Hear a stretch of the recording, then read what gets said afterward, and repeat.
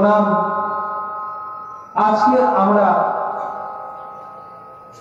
স্বর্গীয় রামকানাই দাস মহাশয় আত্মা কল্যাণের উদ্দেশ্যে এরকম একটি মহতী অনুষ্ঠানে উপস্থিত হয়েছি।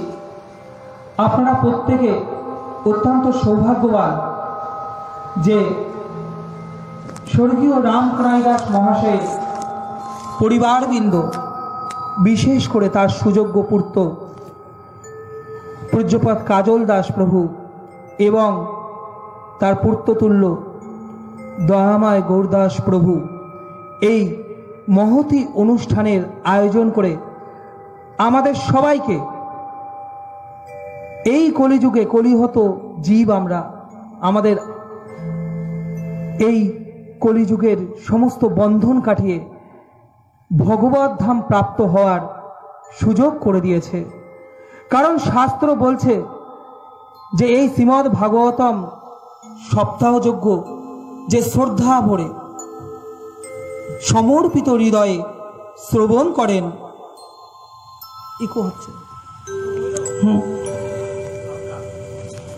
সমর্পিত হৃদয়ে যারা শ্রবণ করে তাদের এই জড়জগতের বন্ধন ছিন্ন হয়ে যায়। তাই আপনারা প্রত্যেকে অত্যন্ত সৌভাগ্যবান ও সৌভাগ্যবতী।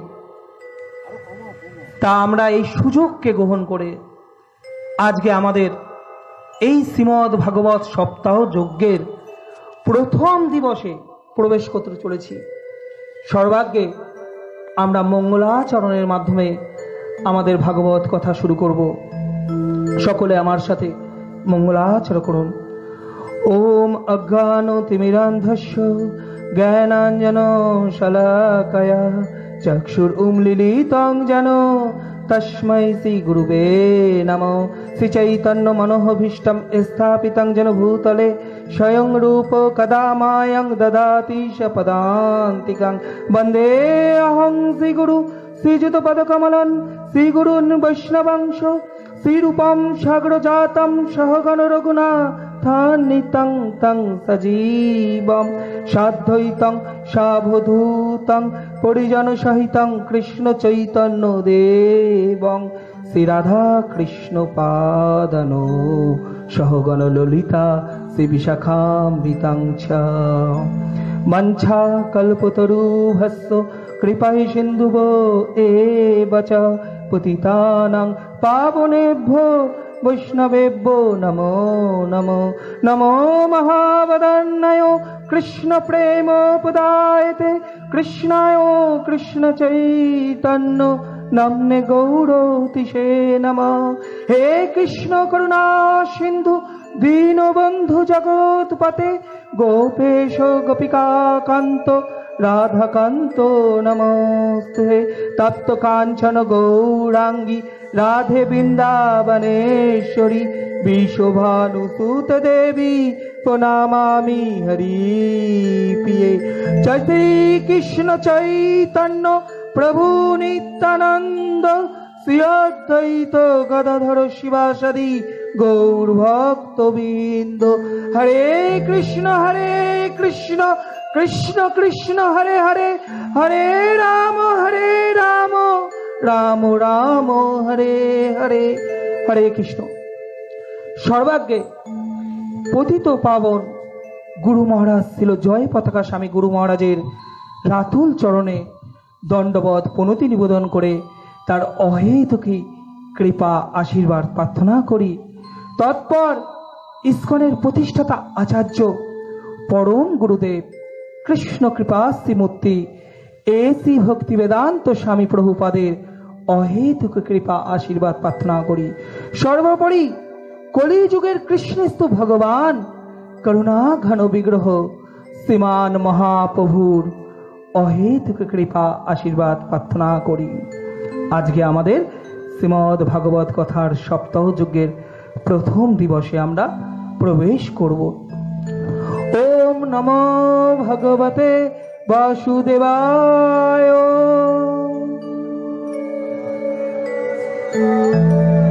ওম নমো ভগবতে বাসুদেবায়।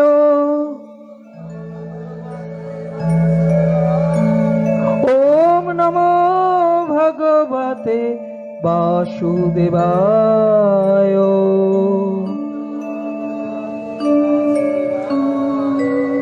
নারায়ণ নমস্কৃত্যে নরং চৈব নরোত্তমং দেবীং সরস্বতী ব্যাসে ততো জয়বতী নষ্ট ব্যাসু বিদ্যেষু নিত্যং ভগবৎ সেবে ভগবত উত্তম শ্লোকে ভক্তির ভাবতি অষ্ট। হরে কৃষ্ণ, হরি বল। তা আজকে আমরা আমাদের শ্রীমদ্ ভাগবতের সপ্তাহ যজ্ঞের এই প্রথম দিবসে প্রবেশ করলাম। এ ভগবান শ্রীকৃষ্ণের সর্বোপরি করুণাময়ী শ্রীমতী রাধারানীর অশেষ কৃপা করুণা যে আজকে এরকম মহামারীর মতো একটা দুর্যোগ আমাদের, তাই তো, তার মধ্যেও আমরা এরকম একটি মহতী অনুষ্ঠানে উপস্থিত হওয়ার সৌভাগ্য লাভ করেছি।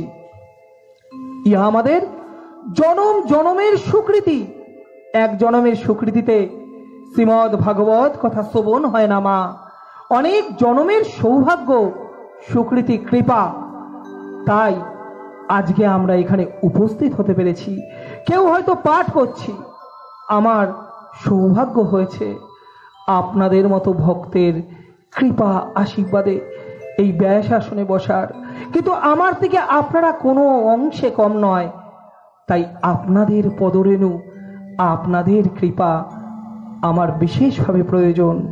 এই অধমকে আপনাদের কৃপা আশীর্বাদ সর্বদা বর্ষণ করবেন, তবেই একমাত্র শ্রীমদ্ ভাগবত সপ্তাহের যে মহাযজ্ঞ আমরা শুরু করেছি তা সম্পূর্ণ হতে পারে। কারণ শাস্ত্র বলছে বক্তা দুর্লভ, কিন্তু শ্রোতা আরো সুদুর্লভ। শ্রোতা শ্রবণ করে এই জগৎ সংসার থেকে বন্ধন ছিন্ন করে চলে যেতে পারেন। একবার এক ব্যক্তি, একজন পাঠক এরকম সুন্দর ভাগবত সপ্তাহ দিচ্ছিলেন। তা একজন শ্রোতা এসেছেন নদী পার করে এই ভাগবত সপ্তাহ শ্রবণ করতে। তা পরের দিন আবার আসবেন, কিন্তু তার কাছে অর্থ নাই, পয়সা নাই, কি করে ওই নদী পার করে ভাগবত সপ্তাহে তিনি যাবেন। তিনি মনের আশা নিয়ে চলে আসলেন নদীর পাড়ে, আর ভাবছেন ভগবান আমি কি করে যাব তোমার এই অমৃত কথা শ্রবণ করতে। যখন তিনি এরকম চিন্তা করেছেন, হৃদয় মন সমর্পিত ভাব দিয়ে, সাথে সাথে তিনি দেখছেন একটা বালুচর সেতু হয়ে গেছে নদীর উপর। আনন্দ সহিত ভগবানের নাম জপ করতে করতে নদী পার হয়ে গেলেন। পার হয়ে কি করলেন? সেই ভাগবত সপ্তাহ যজ্ঞের অনুষ্ঠানে চলে গেলেন। প্রতিদিন 7 দিনই এইভাবে নদীর পাশে আসেন, ভগবানের কাছে কাঁদেন, আর নদীর উপর সেতু হয়ে যায়। সেই সেতু হয়ে তিনি ভাগবত সপ্তাহ শ্রবণ করতে চান। পাঠ শেষ হয়েছে, তা ইনি খুব সুন্দর শ্রোতা, সামনে বসে আপনাদের মতো শ্রোতা একভাবে শ্রবণ করত, বাড়ির কথা চিন্তা করত না, ঘুমিয়ে পড়তো না। ভাগবত কথা শ্রবণ করতে গিয়ে কেউ কিন্তু ঘুমিয়ে পড়বেন না। তা এইভাবে তিনি শ্রবণ করেছেন। পাঠকের খুব ভালো লেগেছে। তা সেই পাঠককে বলছেন, প্রভু আপনি কৃপা করে আমার বাড়িতে পদধূলি দেবেন। তা পাঠকও সেই ভক্তের শ্রবণ শক্তি দেখে, তার শ্রবণের একাগ্রতা দেখে রাজি হয়ে গেছেন, ঠিক আছে আমি তোমার গৃহে যাব। তা সেই পাঠক সেই ব্যক্তির সাথে চলে আসলেন। যথারীতি নদীর পাড়ে এসেছেন, নদী পার হতে হবে। পাঠক বলছে, ওহে তোমার নৌকা কোথায়? তখন সেই শ্রোতা বলছে, হে প্রভু আমার তো নৌকা লাগে না, আমি তো হেঁটে হেঁটে পার হয়ে যাই। পাঠক বলছে, এটা কি করে সম্ভব? আমি দেখছি উত্তাল জল তরঙ্গ, আর তুমি বলছো হেঁটে হেঁটে পার হয়ে যাও, ইহা কি কখনো সম্ভব? তখন সেই শ্রোতা বলছে, কেন সম্ভব নয়, আপনি দেখবেন। আবার তিনি ভগবানের নাম জপতে জপতে নদীর উপর হাঁটা দিলেন। পাঠক অবাক হয়ে যাচ্ছেন, তাই তো, এ তো নদীর উপর হেঁটে চলে যাচ্ছে, আমি তো কোনোদিন এরকম ঘটনা দেখিনি। পাঠক চমৎকৃত হয়ে গেলেন। এ কি? কিছুটা এগিয়ে বলছেন, প্রভু আসেন। পাঠক ভাবছে আবার আমাকেও ডাকছেন। ও, নিশ্চয়ই ভগবানের কৃপা হয়েছে। এই যে আমি ভাগবত সপ্তাহ করেছি, তাই ভগবান কৃপা করে এই নদীর উপর বালু চর করে দিয়েছেন। আমি এই চরের উপর দিয়ে তাহলে যেতে পারবো। যেই পাঠক এক পা দিয়েছে, ধপাস নদীর মধ্যে ডোবান হয়ে গেছে। তা কি বুঝলেন? শ্রোতা বড় না বক্তা বড়? শ্রোতা বড়। তাহলে আপনারা হলেন সেই শ্রোতার প্রতিনিধিত্ব করছেন। আপনারা সেই পরীক্ষিত মহারাজের অনুচর। আপনারা অনেক উচ্চ আমার দিকে। তাই আপনাদের কৃপা আশীর্বাদ এই অধমকে করবেন। এইভাবে আমরা যদি শ্রবণ করতে পারি তবে কি হবে? আমরা একটি গান পাই, এমন হরিনাম করসার এই ভবসাগর হবে বালুচার, হাটিয়া হইবে তুমি পার। যদি আপনারা এরকম একাগ্রভাবে ডেডিকেশন দিয়ে অন্তর হৃদয় সব সমর্পিত ভাবে এই ভাগবত সপ্তাহ শ্রবণ করেন, পাঠক যেরকমই হোক। আমি আচরণশীল নয়, আমি অধম, আমি ভালো কথা বলতে পারি না, কিন্তু তাতে কিছু এসে যায় না। আমি তো মাধ্যম, আমি কে? আমার কোনো যোগ্যতা নাই।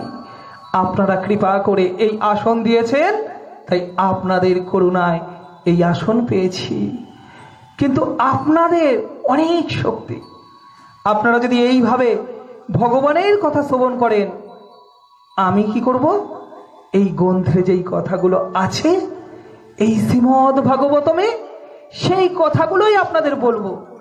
আমার কথা বলার জায়গা এটা নয়। আমি আমার কথা বলতে আসিনি। আমি কার কথা বলতে এসেছি? শ্রীমদ্ ভাগবতমের কথা আপনাদেরকে বলতে এসেছি। তাই আমি যেরকমই হই, আপনারা যদি ওই পাঠকের মতো একাগ্র চিত্তে এই ভাগবত সপ্তাহ শ্রবণ করেন, আপনারা প্রত্যেকে উদ্ধার হয়ে যাবে। জয় জয় শ্রীমদ্ ভাগবতম কি জয়। তাই এই হলো শ্রীমদ্ ভাগবতমের, এই হলো শ্রীমদ্ ভাগবতমের গুণ মহিমা। তা এখন প্রশ্ন আসে, প্রভু এই গ্রন্থের কি আছে? অনেকেই হয়তো আমরা আছি, প্রথম শুনছি শ্রীমদ্ ভাগবতমের। তাদের মনে এই জিজ্ঞাসা আসছে, কি আছে এই গ্রন্থে? কেন এই গ্রন্থকে প্রভু এত গুরুত্ব দিচ্ছেন? আছে মা, আমার কথা না, শাস্ত্রের কথা। শাস্ত্র বলছে শ্রীমদ্ ভাগবতম আর কৃষ্ণচন্দ্র ভগবান অভিন্ন, কোনো ভেদ নাই। কি করে সম্ভব? তবে আমাদের দাপর যুগে ভগবান শ্রীকৃষ্ণের লীলা সংবরণ লীলায় প্রবেশ করতে হবে।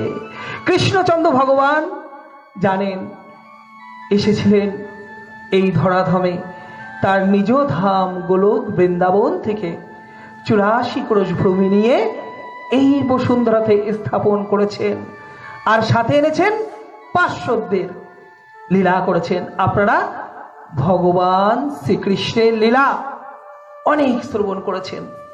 তা ভগবান একটা উদ্দেশ্য নিয়ে এসেছিল। তা ভগবানের এখন উপলব্ধি হয়েছে, না আমার উদ্দেশ্য শেষ, এবার আমাকে এই ধরাধামের কৃষ্ণ রূপে লীলা সংবরণ করতে হবে। ভগবান কি করলেন? তার লীলা সংবরণ করবার জন্য চলতে থাকলেন প্রভাস তীর্থে সরস্বতী নদী তীরে। আমরা এই লীলা সংবরণের কথা একদম শেষ দিবসে শ্রবণ করব। তা ভগবান যখন লীলা সংবরণ করছেন, একটি অশ্বত্থ বৃক্ষের উপর ভগবান পা দুলিয়ে বসে আছেন। তার আগে ভগবানের অন্তরঙ্গ ভক্ত উদ্ধব মহারাজ, বৃহস্পতি দেবের শিষ্য, পরম জ্ঞানী, কিন্তু ভগবানের পরশ পেয়ে পরম ভক্তে পরিণত হয়ে গেছিলেন। সেই উদ্ধব মহারাজ ভগবান শ্রীকৃষ্ণের অন্তরঙ্গ ভক্ত। অন্তরঙ্গ মানে কি? হৃদয়ের একদম কাছাকাছি। হৃদয়ের ডাকে আরেকটি হৃদয় শুনতে পায়। তা উদ্ধব মহারাজ উপলব্ধি করেছেন না, ভগবান শ্রীকৃষ্ণের কোনো অন্য উদ্দেশ্য আছে। কৃষ্ণচন্দ্র ভগবান উদ্ধবকে ডাকলেন, উদ্ধব যাও, তুমি বদ্রিকাশ্রমে যাও। কখনো উদ্ধব মহারাজ ভগবানের নির্দেশকে অমান্য করেননি, কিন্তু আজ পরম জ্ঞানী পরম ভক্ত উদ্ধবের মনটা কেঁদে উঠেছে। আজ যেন কোনো একটা অশুভ কিছু আমি দেখতে পাচ্ছি। উদ্ধব বদ্রিকাশ্রমে গেলেন না, অন্তরঙ্গ ভক্ত তো, তাই অন্তরের কথা জানতে পারেন।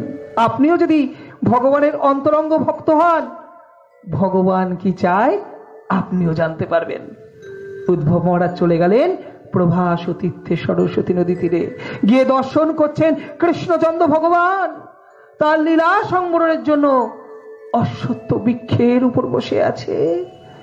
উদ্ধব মহারাজ ভগবানের চরণে নমস্কার করে বলছে, ভগবান আমি জানি আপনি লীলা সংবরণ করবেন, কিন্তু ভগবান আমি আজ আমার জন্য কিছু চাইব না।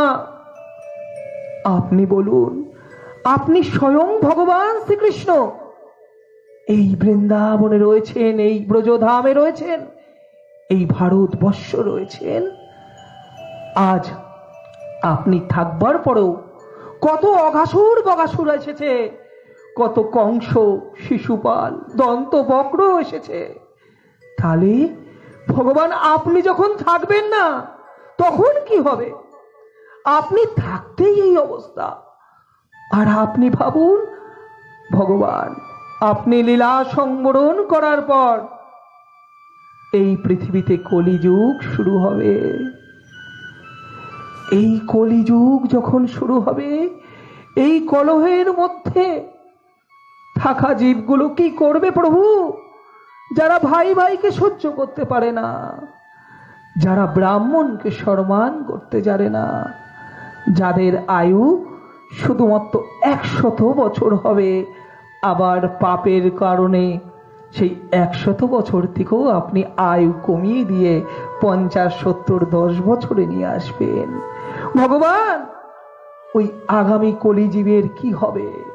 কলিহত জীবের জন্য আপনি কি করবেন ভগবান?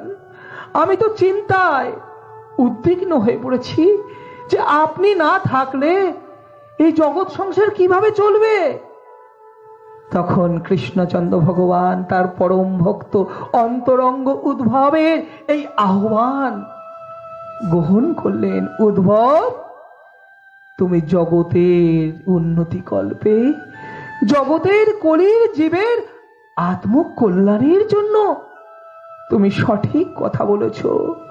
আমি তোমার চঞ্চলতা, তোমার উদ্বিগ্নতা আমি এক্ষুনি নিরসন করব। তখন ভগবান কি করলেন জানেন? এই যে শ্রীমদ্ ভাগবতম গ্রন্থ দেখছেন, ভগবান এই শ্রীমদ্ ভাগবতমের মধ্যে প্রবেশ করলেন। আর ভগবান বললেন, এই কলিযুগে আমি থাকবো না, আবার আমি থাকবো। আমি থাকবো গ্রন্থ রূপে, শ্রীমদ্ ভাগবতম রূপে। এই শ্রীমদ্ ভাগবতম রূপে আমি রইব। যে আমার এই ভাগবতম শ্রবণ করবে, যে পাঠ করবে, যে শ্রবণ করতে পারে না, পাঠ করতে পারে না, ভাগবতমকে প্রণাম করবে, ভাগবতমকে স্পর্শ করবে, তার এই জড় মৃত্যুর চক্রে আর প্রবেশ করতে হবে না। সে উদ্ধার হয়ে যাবে, ভাগবত ধামে চলে যাবে। এই সেই গ্রন্থ শ্রীমদ্ ভাগবতম। এখন নিশ্চয়ই আপনারা উপলব্ধি করতে সমর্থ হচ্ছেন এই ভাগবতমের সপ্তাহ যজ্ঞের এই অনুষ্ঠান উদযাপন কতটা কল্যাণকর হয়ে যাবে। আপনাদের আত্মকল্যাণ হবে, আপনাদের পারমার্থিক উন্নতি হবে। তাই আপনাদের প্রত্যেকের চরণে আমার নিবেদন, অন্তত আগামী 7টি দিবস আপনারা হৃদয় মন সমর্পিত ভাবে এই কথা শ্রবণ করবেন। এমন যেন না হয় এইখানে বসে আছেন আর বাড়ির কথা চিন্তা করছেন, আপনারা বিরক্ত হয়ে যাচ্ছেন, আহা এই প্রভু কত কথা বলে, এরকম ভাববেন না মা। এটা অনেক সৌভাগ্য, অনেক সুকৃতির ফলে জনম জনমের সুকৃতি, কত জনমের আপনা কত জনিতে ভ্রমণ করে এই সুকৃতি আপনারা অর্জন করেছেন। তাই আজকে এই শ্রীমদ ভাগবতের অমৃত সুধা পান করতে পারছেন। এ তো অমৃত সুধা। বলছে গলিতং ফলং রসমালায়ং, রসমালাই যেমন খেতে খুব আনন্দ হয়, গলিত ফল, যে ফলে আঠি নাই খোসা নাই, সেই ফলটা খেতে কেমন লাগবে মা? এই শ্রীমদ ভাগবতম হলো সেরকম বেদ বৃক্ষের, কল্প বৃক্ষের পরিপক্ক ফল হলো এই শ্রীমদ ভাগবত। তাই আপনাদের কাছে অনুরোধ, আপনারা অধৈর্য হবেন না, স্বয়ং ভগবানের কথা আপনারা শ্রবণ করবেন। আমার কথা না মা, আমি কোনো কথা জানি না, কোনো কথা বলতেও আসিনি, যেটুকু বলবো ভগবানের কথা, গ্রন্থের কথা আপনাদের সাথে উপস্থাপন করব। তাই আপনারা হৃদয় মন সমর্পিতভাবে এই ভাগবত কথা শ্রবণ করবেন। এই শ্রীমদ ভাগবতম আস্বাদন করলে কি হয়, কি তার মাহাত্ম্য, আমরা আগে শ্রবণ করব। এই ভাগবত কথা শ্রবণ করতে হলে, শ্রবণ করলে কি ফল পাওয়া যায়, কিছু কিছু বাস্তব ঘটনার মধ্যে আমরা তা আস্বাদন করব। সবার আগে আমরা ভগবান শ্রীকৃষ্ণকে একবার প্রণাম করব। আমি প্রণাম মন্ত্র বলবো, আপনারা বলবেন। আমরা এই শ্রীমদ ভাগবতমের মাহাত্ম্যর কথা পদ্মপুরাণে পাই। পদ্মপুরাণ থেকে আমি এরবার আপনাদের সেই ভাগবতমের মাহাত্ম্য কথা বলবো। সর্বাগ্যে ভগবানকে প্রণাম করুন। সচ্চিদানন্দ রূপায় বিশ্ব উৎপত্তি হেতবে তাপতয় বিনাশায় শ্রীকৃষ্ণায় বয়ং নমো। তাহলে ভগবান কি? ভগবান কি? সচ্চিদানন্দ রূপায়। সৎ মানে সত্য, চিৎ মানে প্রকাশ, আর আনন্দ তো আপনারা সবাই জানেন। এই আনন্দের খোঁজেই তো আপনারা এখানে এসেছেন। তা ভগবান হলো সচ্চিদানন্দ রূপায়, যিনি সত্য প্রকাশ ও আনন্দের আধার। ছটি গুণ সর্বত্রভাবে যে ভগবানের কাছে রয়েছেন। আর ভগবান কি করেছিলেন? এই যে জগৎ সংসার দেখছেন, তার আগে এক এবং একমাত্র ভগবান ছিলেন, স্বয়ং ব্রহ্মাজি, যার নাভি পদ্ম থেকে সৃষ্ট হয়েছিলেন। সেই ভগবান এই জগৎকে সৃষ্টি করেছেন। আপনারা যত সৃষ্টি দেখছেন, সমস্ত কিছু কে করেছেন? ভগবান। ভগবান শুধু সৃষ্টি করেননি, ভগবান এই জগৎকে পালন করছেন। শুধু কি পালনই করেন মা, সাথে কি করেন? সময়ে সময়ে ধ্বংস করেন, প্রলয় করেন। তাহলে এই জগৎ সংসারের সৃষ্টি স্থিতি ও প্রলয়ের হেতুকে কৃষ্ণচন্দ্র ভগবান। আচ্ছা, তাহলে এরকম তো ভগবান, ভগবানের কি কোনো কাজ নাই? ভগবানের কি কোনো কাজ থাকতে পারে? যদি ভগবানের কাজ করতে হয়, তাহলে এত দেবদেবী, এত মহাপুরুষ, এত ভালো ভালো মহাজনের কি প্রয়োজন? ভগবানের কোনো কাজ করতে হয় না। ভগবান শুধু দর্শন করেন। ভগবান কি? জন্মরহিত, কর্মরহিত। না ভগবানের জন্মানোর প্রয়োজন হয়, ভগবান অজন্মা। তবু কৃপা করে, করুণা করে, দয়া করে আমার মতো, আপনার মতো অধম পতিতকে উদ্ধার করবে বলে ভগবান কখনো কখনো অবতার রূপে আমাদের মাঝে আবির্ভূত হন। নাইলে ভগবানের কিন্তু জন্মানোর প্রয়োজন নাই। তিনি তো অজন্মা, অচিন্ত, তিনি জন্মরহিত। তদ্রূপ ভগবান কর্মরহিত।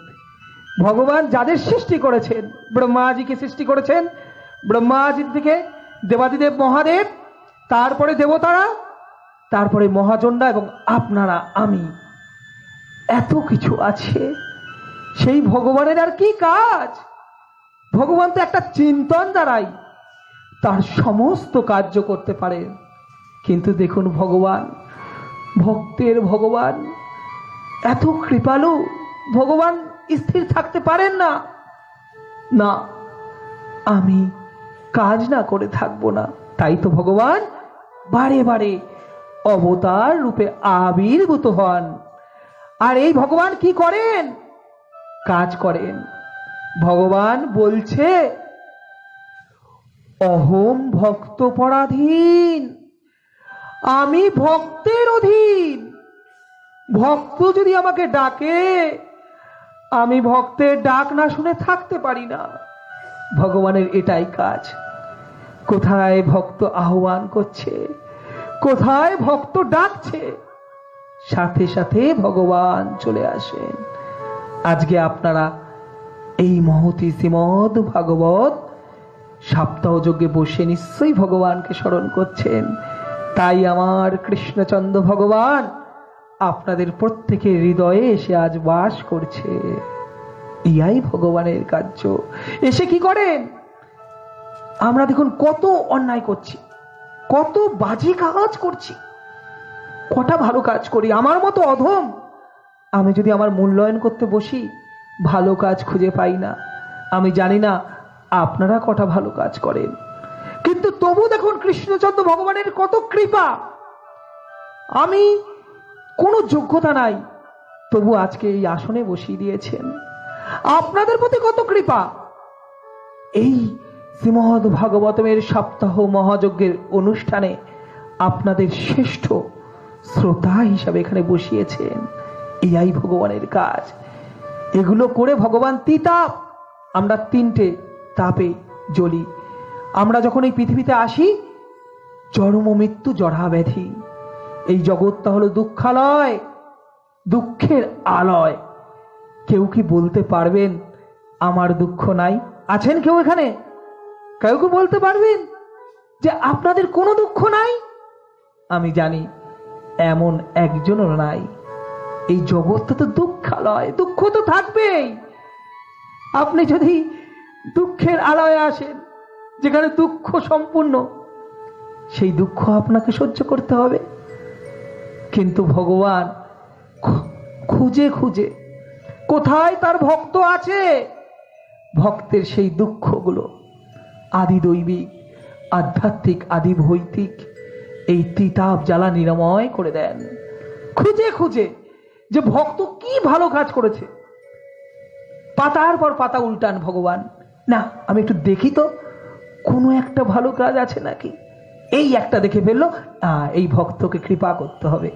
সাথে সাথে ভগবান আমার আপনার প্রতি তার কৃপা দৃষ্টি বর্ষণ করতে শুরু করেন, আর আমাদের এই তিতাব জ্বালা নিরাময় করেন। ইহাই ভগবানের কার্য। তা সেই ভগবান শ্রীমদ ভাগবত রূপে রয়েছেন। আপনারা সেই শ্রীমদ ভাগবত কথা আস্বাদন করতে পারছেন। তা পদ্মপুরাণে এই মাহাত্ম্য বর্ণনা করায়, এই শ্রীমদ ভাগবতমের মাহাত্ম্য বর্ণনা করায় অপূর্ব কাহিনীর কথা বর্ণনা করা হয়েছে। একবার নারদ মুনি এসেছেন পৃথিবীতে, যে কৃষ্ণচন্দ্র ভগবান এই পৃথিবীতে কৃষ্ণ রূপে তার লীলা সংবরণ করেছেন। এবার আমি দেখে আসি তো এই পৃথিবীর মানুষ কেমন আছে। তা নারদ মুনি আকাশ মার্গে এসে ল্যান্ড করেছেন, আমার আপনারই গৃহে করেছেন। তা আমার আপনার গৃহে কি আছে? খুব আনন্দ আছে। নারদ মুনি কি দর্শন করেছেন? বিশেষ করে মনে হয় আমার গৃহে এসেছিলেন, এসে দর্শন করছেন, আরে এই লোকটার তো কোনো আচরণ নাই। আজকে এই কলিযুগ, ব্রাহ্মণ অর্থের বিনিময়ে, পয়সার বিনিময়ে ব্রাহ্মণ আজকে ধর্ম কথা শোনাচ্ছে। ব্রাহ্মণ যিনি ভগবানের মুখ থেকে আবির্ভূত হয়েছেন, যার জীবনটাই সৎকর্মে সম্পূর্ণ, যিনি সর্বদা ভগবানের নাম প্রচার করবেন, ধর্ম কথায় সকলকে প্লাবিত করবেন, সেই ব্রাহ্মণ কি করছে? অর্থের বিনিময়ে ধর্ম প্রচার করছেন। দেখেন আজকে ব্রাহ্মণদের, আমি জানি এখানে অনেকে ব্রাহ্মণ আছেন, কৃপা করে অপরাধ নেবেন না, আমি বাস্তবটা বলছি, নারদ মুনির কথা বলছি। নারদ মুনি দর্শন করলেন যে ব্রাহ্মণ মাংস আহার করছে, আমিষ আহার করছে। ব্রাহ্মণ আবার মাংস আহার কেন করবে? এখনো আপনি যদি সাউথে যান, দক্ষিণে গেলে এখনো দেখবেন কিছু কিছু শুদ্ধ ব্রাহ্মণ পাওয়া যায় যাদের বংশ পরাক্রমে তারা আমিষ গ্রহণ করেন না। কিন্তু খুব দুঃখের বিষয়, আমাদের এই বঙ্গ দেশে বিশেষ করে ব্রাহ্মণরা আমিষ আহার করছে।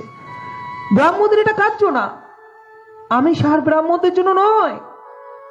তা এই অবস্থা নারদ মুনি আরো দেখছেন আমার মতো অধম পাপীকে দর্শন করে, আরে এ ভাই ভাই যুদ্ধ করছে। এখন জয়েন্ট ফ্যামিলি দেখা যায় খুব কম, ভাই ভাই একসাথে থাকেন, যে চারিদিকে অনাচার। নারদ মুনি অনেক আশা নিয়ে এসেছিলেন। নারদ মুনিকে কৃষ্ণচন্দ্র ভগবানের পার্ষদ, তাই তার এক্সপেকটেশন, আশা অনেক বেশি ছিল যে স্বয়ং কৃষ্ণচন্দ্র ভগবান এই পৃথিবীতে লীলাবিলাস করেছেন, নিশ্চয়ই এখানে খুব আনন্দ থাকবে, নিশ্চয়ই এখানে খুব আচরণ থাকবে। কিন্তু নারদ মুনি কি করলেন? হতাশ হয়ে গেলেন। নারদ মুনিকে হতাশা গ্রাস করলো। তখন নারদ মুনি ভাবছেন, না, আমি কি আশা নিয়ে এসেছিলাম আর আমি কি দর্শন করছি। নারদ মুনি আশাহত হয়ে নারদ মুনি ভাবলেন, না, আমি একটু তাহলে বৃন্দাবনে যাই, অন্তত যেখানে গোলক বৃন্দাবনের অভিন্ন 84 করশ ভূমি রয়েছে, সেই গোলক বৃন্দাবন যেখানে রয়েছে, ভৌম বৃন্দাবন, নিশ্চয়ই সেই বৃন্দাবন ধামে এই সকল কলির প্রভাব, এই অনাচার এখনো স্পর্শ করতে পারেনি। নিশ্চয়ই বৃন্দাবন ধামে এখনো ভালো কিছু বর্তমান আছে। নারদ মুনি কি করলেন? আস্তে আস্তে বৃন্দাবনের দিকে চলতে থাকলেন। তা নারদ মুনি বৃন্দাবনে যখন প্রবেশ করেছেন, যমুনার তীরে, নারদ মুনি দূর থেকে দেখছেন একটি যুবতী নারী রোদন করছেন, কাঁদছেন, অপূর্ব তার রূপ। আর সেই যুবতী নারীর পাশে দুজন শীর্ণ জীর্ণ বৃদ্ধ ব্যক্তি শায়িত হয়ে রয়েছেন। নারদ মুনি, এ কি?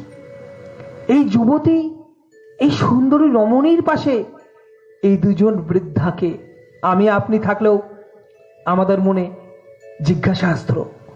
তা নারদ মুনিও এই ভাব নিয়ে এগিয়ে গেছেন সেই যুবতী নারীর কাছে। তখন সেই যুবতী নারীকে বলছেন, দেবী, আপনি কে? আর আপনার সাথে যে এই দুজন বৃদ্ধা রয়েছে, জীর্ণ শরীরে, অসুস্থ, এই দুজনেই বাকে। তখন সেই দেবী বলছেন, সেই নারী, হে মুনিশ্রেষ্ঠ নারদ মুনি, আপনি এসেছেন। নারদ মুনিকে প্রণাম করে বলছেন, নারদ মুনি, আমি দেবী ভক্তি। তুমি ভক্তি? হ্যাঁ নারদ মুনি, আমি দ্রাবিড় দেশে আবির্ভূত হয়ে কর্ণাটকে বড় হয়েছি। কর্ণাটক থেকে আমি যখন একটু এগিয়ে মহারাষ্ট্র এসেছি, তখন আমি ভালো ছিলাম, কিন্তু মহারাষ্ট্র থেকে আমি যখন আর একটু এগিয়ে গুজরাটে আসলাম, আমাকে জড়া গ্রাস করলো।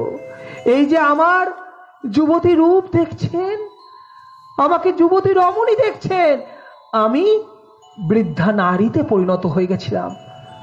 নারদ মুনি অবাক হয়ে গেলেন, বলছে কি? এখন যুবতী দেখছি, আরে নারী বলছে বৃদ্ধা হয়ে গেছিল।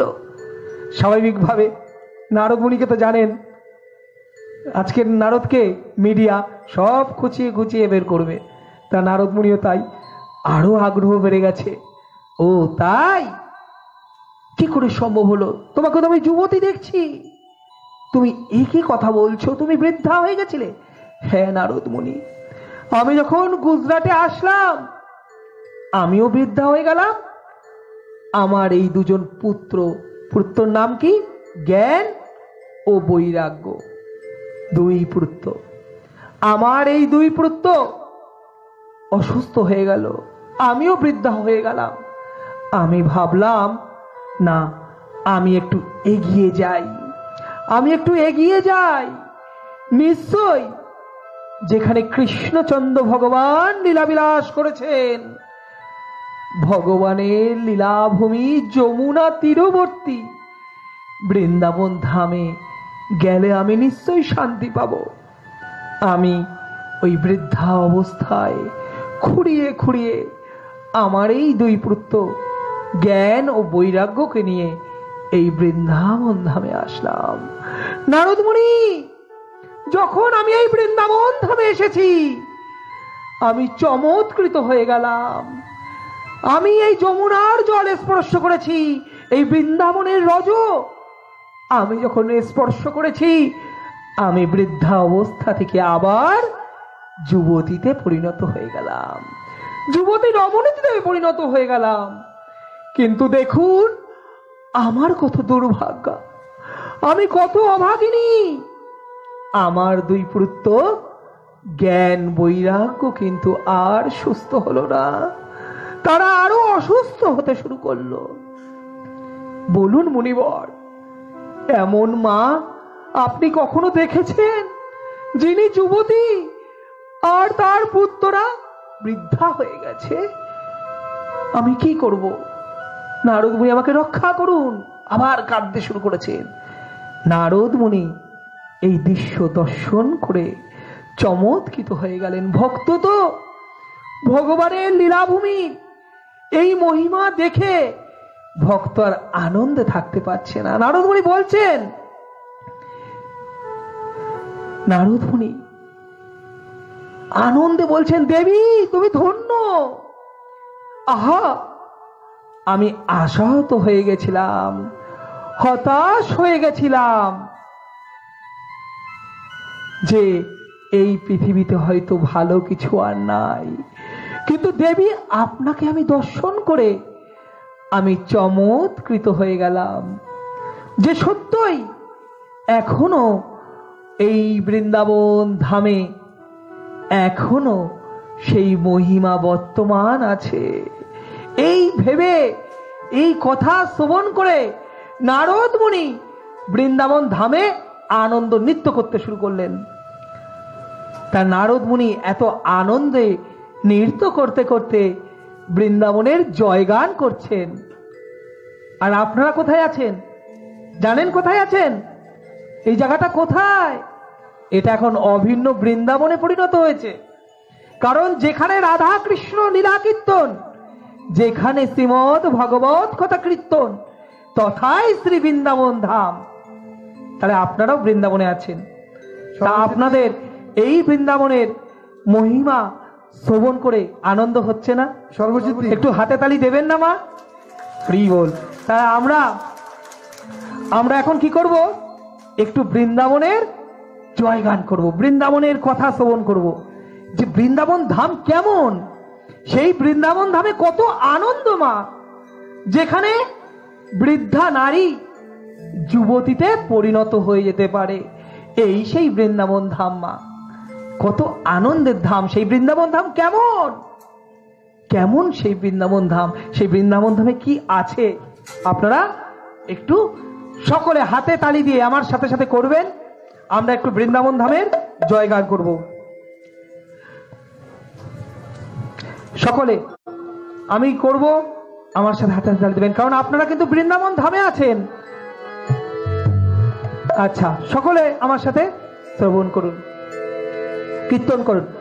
জয় রাধে জয় কৃষ্ণ, জয় বৃন্দাবন, শ্রী গোবিন্দ গোপীনাথ মদন মোহন। সকলে সকলে গান। রাধে জয় কৃষ্ণ, জয় বৃন্দাবন, শ্রী গোবিন্দ গোপীনাথ মদন মোহন। শ্যাম কুণ্ড রাধা কুণ্ড গিরি গোবর্ধন, কালিন্দী যমুনা জয় জয় মহাবন। শ্যাম কুণ্ড রাধা কুণ্ড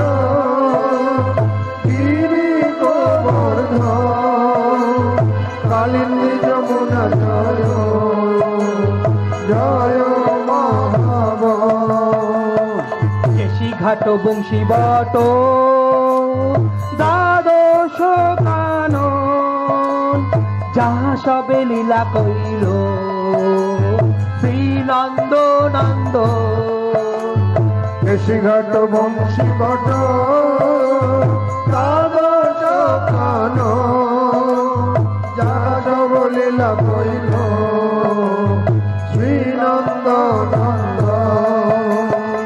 জয় রাধে জয় কৃষ্ণ জয় বৃন্দাবন শ্রী গোবিন্দ গোপীনাথ মদন মোহন। জয় রাধে জয় কৃষ্ণ জয় বৃন্দাবন শ্রী গোবিন্দ গোপীনাথ মদন মোহন। এই সেই বৃন্দাবন ধাম, যেই বৃন্দাবন ধামে কি আছে? কৃষ্ণচন্দ্র ভগবান এখন শ্রী গোবিন্দ গোপীনাথ মদন মোহন রূপে পূজিত হচ্ছে। আর বৃন্দাবন ধামে কি আছে? সেই শ্যামকুণ্ড রাধা কুণ্ড, যেই রাধা কুণ্ড স্বয়ং বৃন্দাবনেশ্বরী শ্রীমতী রাধারানী খনন করেছিলেন। সেই শ্যামকুণ্ড যেখানে সমস্ত তীর্থকে কৃষ্ণচন্দ্র ভগবান আহ্বান করেছিলেন। আর আছে গিরি গোবর্ধন, যে গিরি গোবর্ধন দর্শন করলে স্বয়ং কৃষ্ণচন্দ্র ভগবানকেই দর্শন করা হয়। এই সেই বৃন্দাবন ধাম যেখানে যমুনা দেবী কলকল ধারায় বাহিত হচ্ছে। সেই বৃন্দাবন ধাম যেখানে কেশিঘাট বংশীবট দ্বাদশ কানন দ্বাদশ বন। আর বৃন্দাবন ধামে কি হয়? কৃষ্ণচন্দ্র ভগবান ব্রজ সখা ব্রজ সখীদের সাথে, গোপীদের সাথে, সর্বোপরি শ্রীমতী রাধারানীর সাথে আর বলরাম দাউ ভাইয়ার সাথে সর্বদা লীলাবিলাস করছেন, সর্বদা লীলাবিলাস করছেন। আপনারা বিশ্বাস করেন? করেন? বিশ্বাস করেন? ভগবান বলুন করেন। হরি বল। আমরা কেন দেখতে পাই না মা? কেন পাই না? আমাদের সেই চোখ নেই। আমরা আমাদের চর্মচক্ষু দিয়ে, জাগতিক চক্ষু দিয়ে দর্শন করার চেষ্টা করি।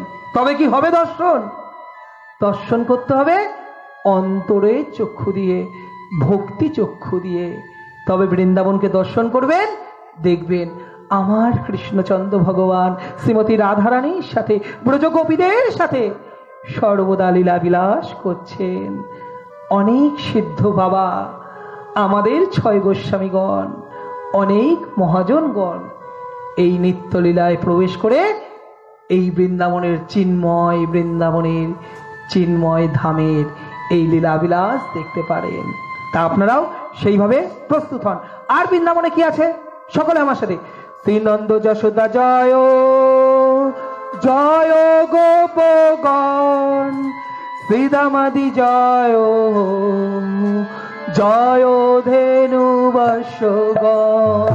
শ্রীনন্দ যশোদা জয় জয় গোপগণ, শ্রীরামদি জয় জয় ধেনু বৎসগণ। জয় বিশ্বভানু জয় জয় কীর্তিদা সুন্দরী, জয় পূর্ণমাসী জয় অধীর নগরী। সবাই হাত তালি দিন। হাতে তালি দিলে হাতের সমস্ত দোষ কেটে যাবে। প্রত্যেকে হাতে তালি দিন। জয় পৌর্ণমাসী জয় অধীর নগরী।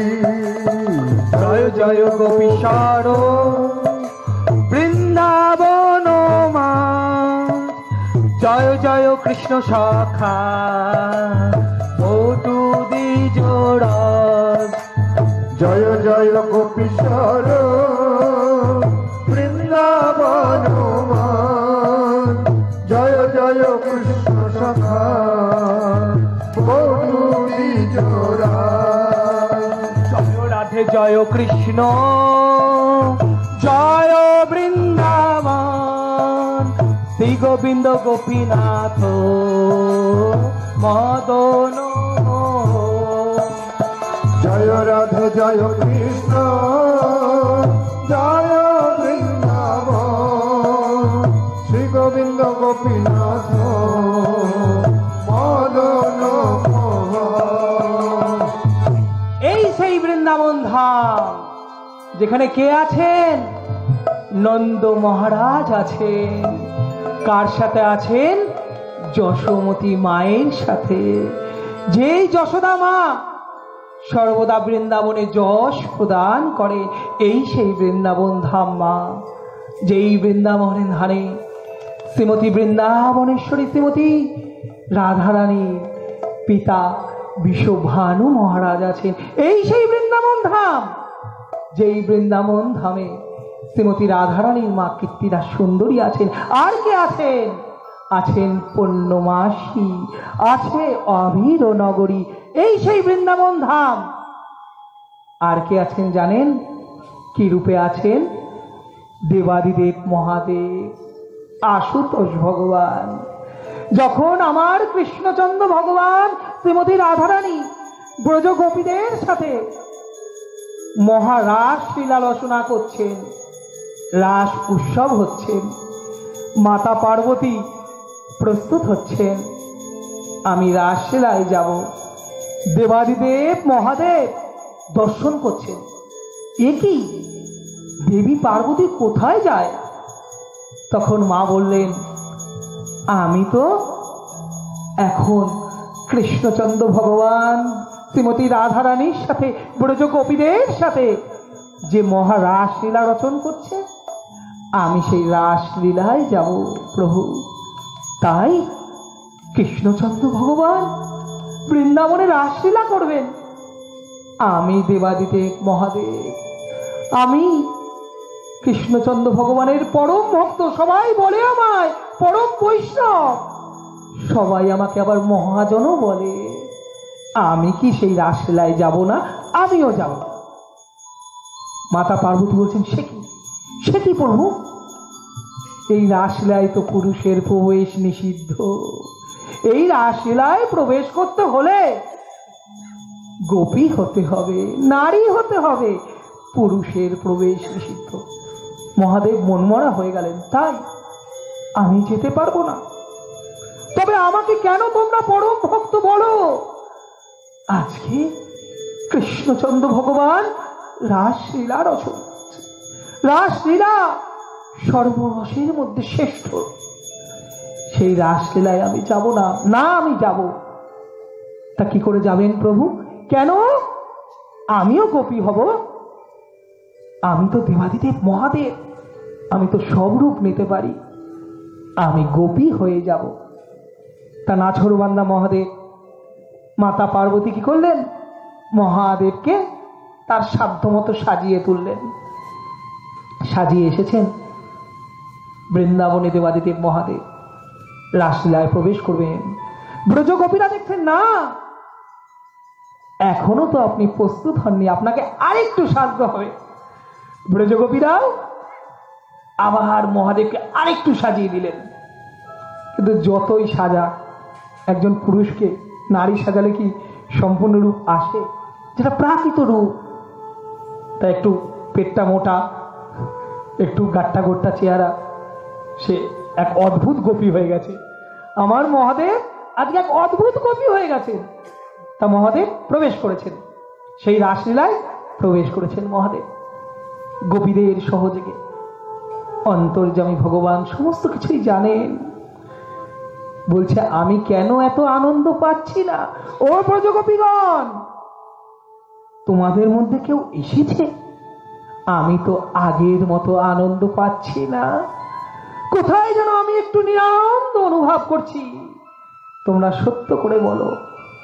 তখন দেবাদিদেব মহাদেব দূরে দাঁড়িয়ে মিচকি মিচকি হাসতেন। ও ভগবান, ও কৃষ্ণ, তুমি তো সব জানো, কেন এই বাহানা করছো? আর ভগবান তখন বললেন, ও দেবাদিদেব মহাদেব, তুমি এসেছো, কিন্তু তুমি তো রাসলীলায় থাকতে পারবে না। কিন্তু দেবাদিদেব মহাদেব আমার কাছে এসেছে, আমি কি করে তাকে ফিরিয়ে দিতে পারি? যাও যাও মহাদেব, আজ থেকে তুমি মহাদেব নয়, দেবাদিদেব নয়, আজ থেকে তুমি গোপীশ্বর, এই রাসলীলার দ্বারে তুমি থাকো। সেই থেকে আমার দেবাদিদেব মহাদেব বৃন্দাবন ধামে গোপীশ্বর মহাদেব রূপ রয়েছেন। আপনারা যে রাসলীলার স্থান, যদি বৃন্দাবনে নিধুবন দর্শনে যান, বাকে বিহারী দর্শনে যান, তার সামনেই দেখবেন এই গোপীশ্বর মহাদেব। তাহলে দেবাদেব মহাদেব কি রূপে রয়েছেন? গোপেশ্বর রয়েছে। এই সেই বৃন্দাবন ধাম। আর বৃন্দাবন ধামে কি হয়? জয় রাম ঘট জয় রোহিণী নন্দ, জয় জয় বৃন্দাবন বাসী যত জয় রাম ঘাট জয় রোহিণী নন্দ, জয় জয় বৃন্দাবাসী যত জয় দ্বিজ পত্নী জয় নাগ কন্যা ভক্তিতে যাহারা পাইল গোবিন্দ চর। জয় দ্বিজ পত্নী জয় নাগ কন্যা ভক্তিতে যাহারা পাইল গোবিন্দ চর। রাষ্ট্রমণ্ডল জয় জয় রাধা শ্যাম, জয় জয় রাসলীলা সর্বমনোরম। সবাই দুহাত দিয়ে রাসমণ্ডল জয় জয় রাধা শ্যাম, জয় জয় রাসলীলা সর্বমনোরম। জয় রাধে জয় কৃষ্ণ জয় বৃন্দাবন, শ্রী গোবিন্দ গোপীনাথ মদন জয় রাধে জয় কৃষ্ণ জয় বৃন্দাবন, গোবিন্দ গোপীনাথ মদন। এই সেই বৃন্দাবন ধাম যেখানে রামঘাট আছে, যেখানে শুধু কৃষ্ণচন্দ্র ভগবান আসেনি, আর এসেছেন রোহিণী নন্দন। এই সেই বৃন্দাবন ধাম যেখানে ব্রাহ্মণ পত্নীগণ, ব্রাহ্মণরা কৃষ্ণচন্দ্র ভগবানের কৃপা পায়নি, কিন্তু ব্রাহ্মণ পত্নীগণ নারীরা সেই কৃপা পেয়েছিল। তাই যারা নারীরা আছেন আপনারা অত্যন্ত সৌভাগ্যবতী।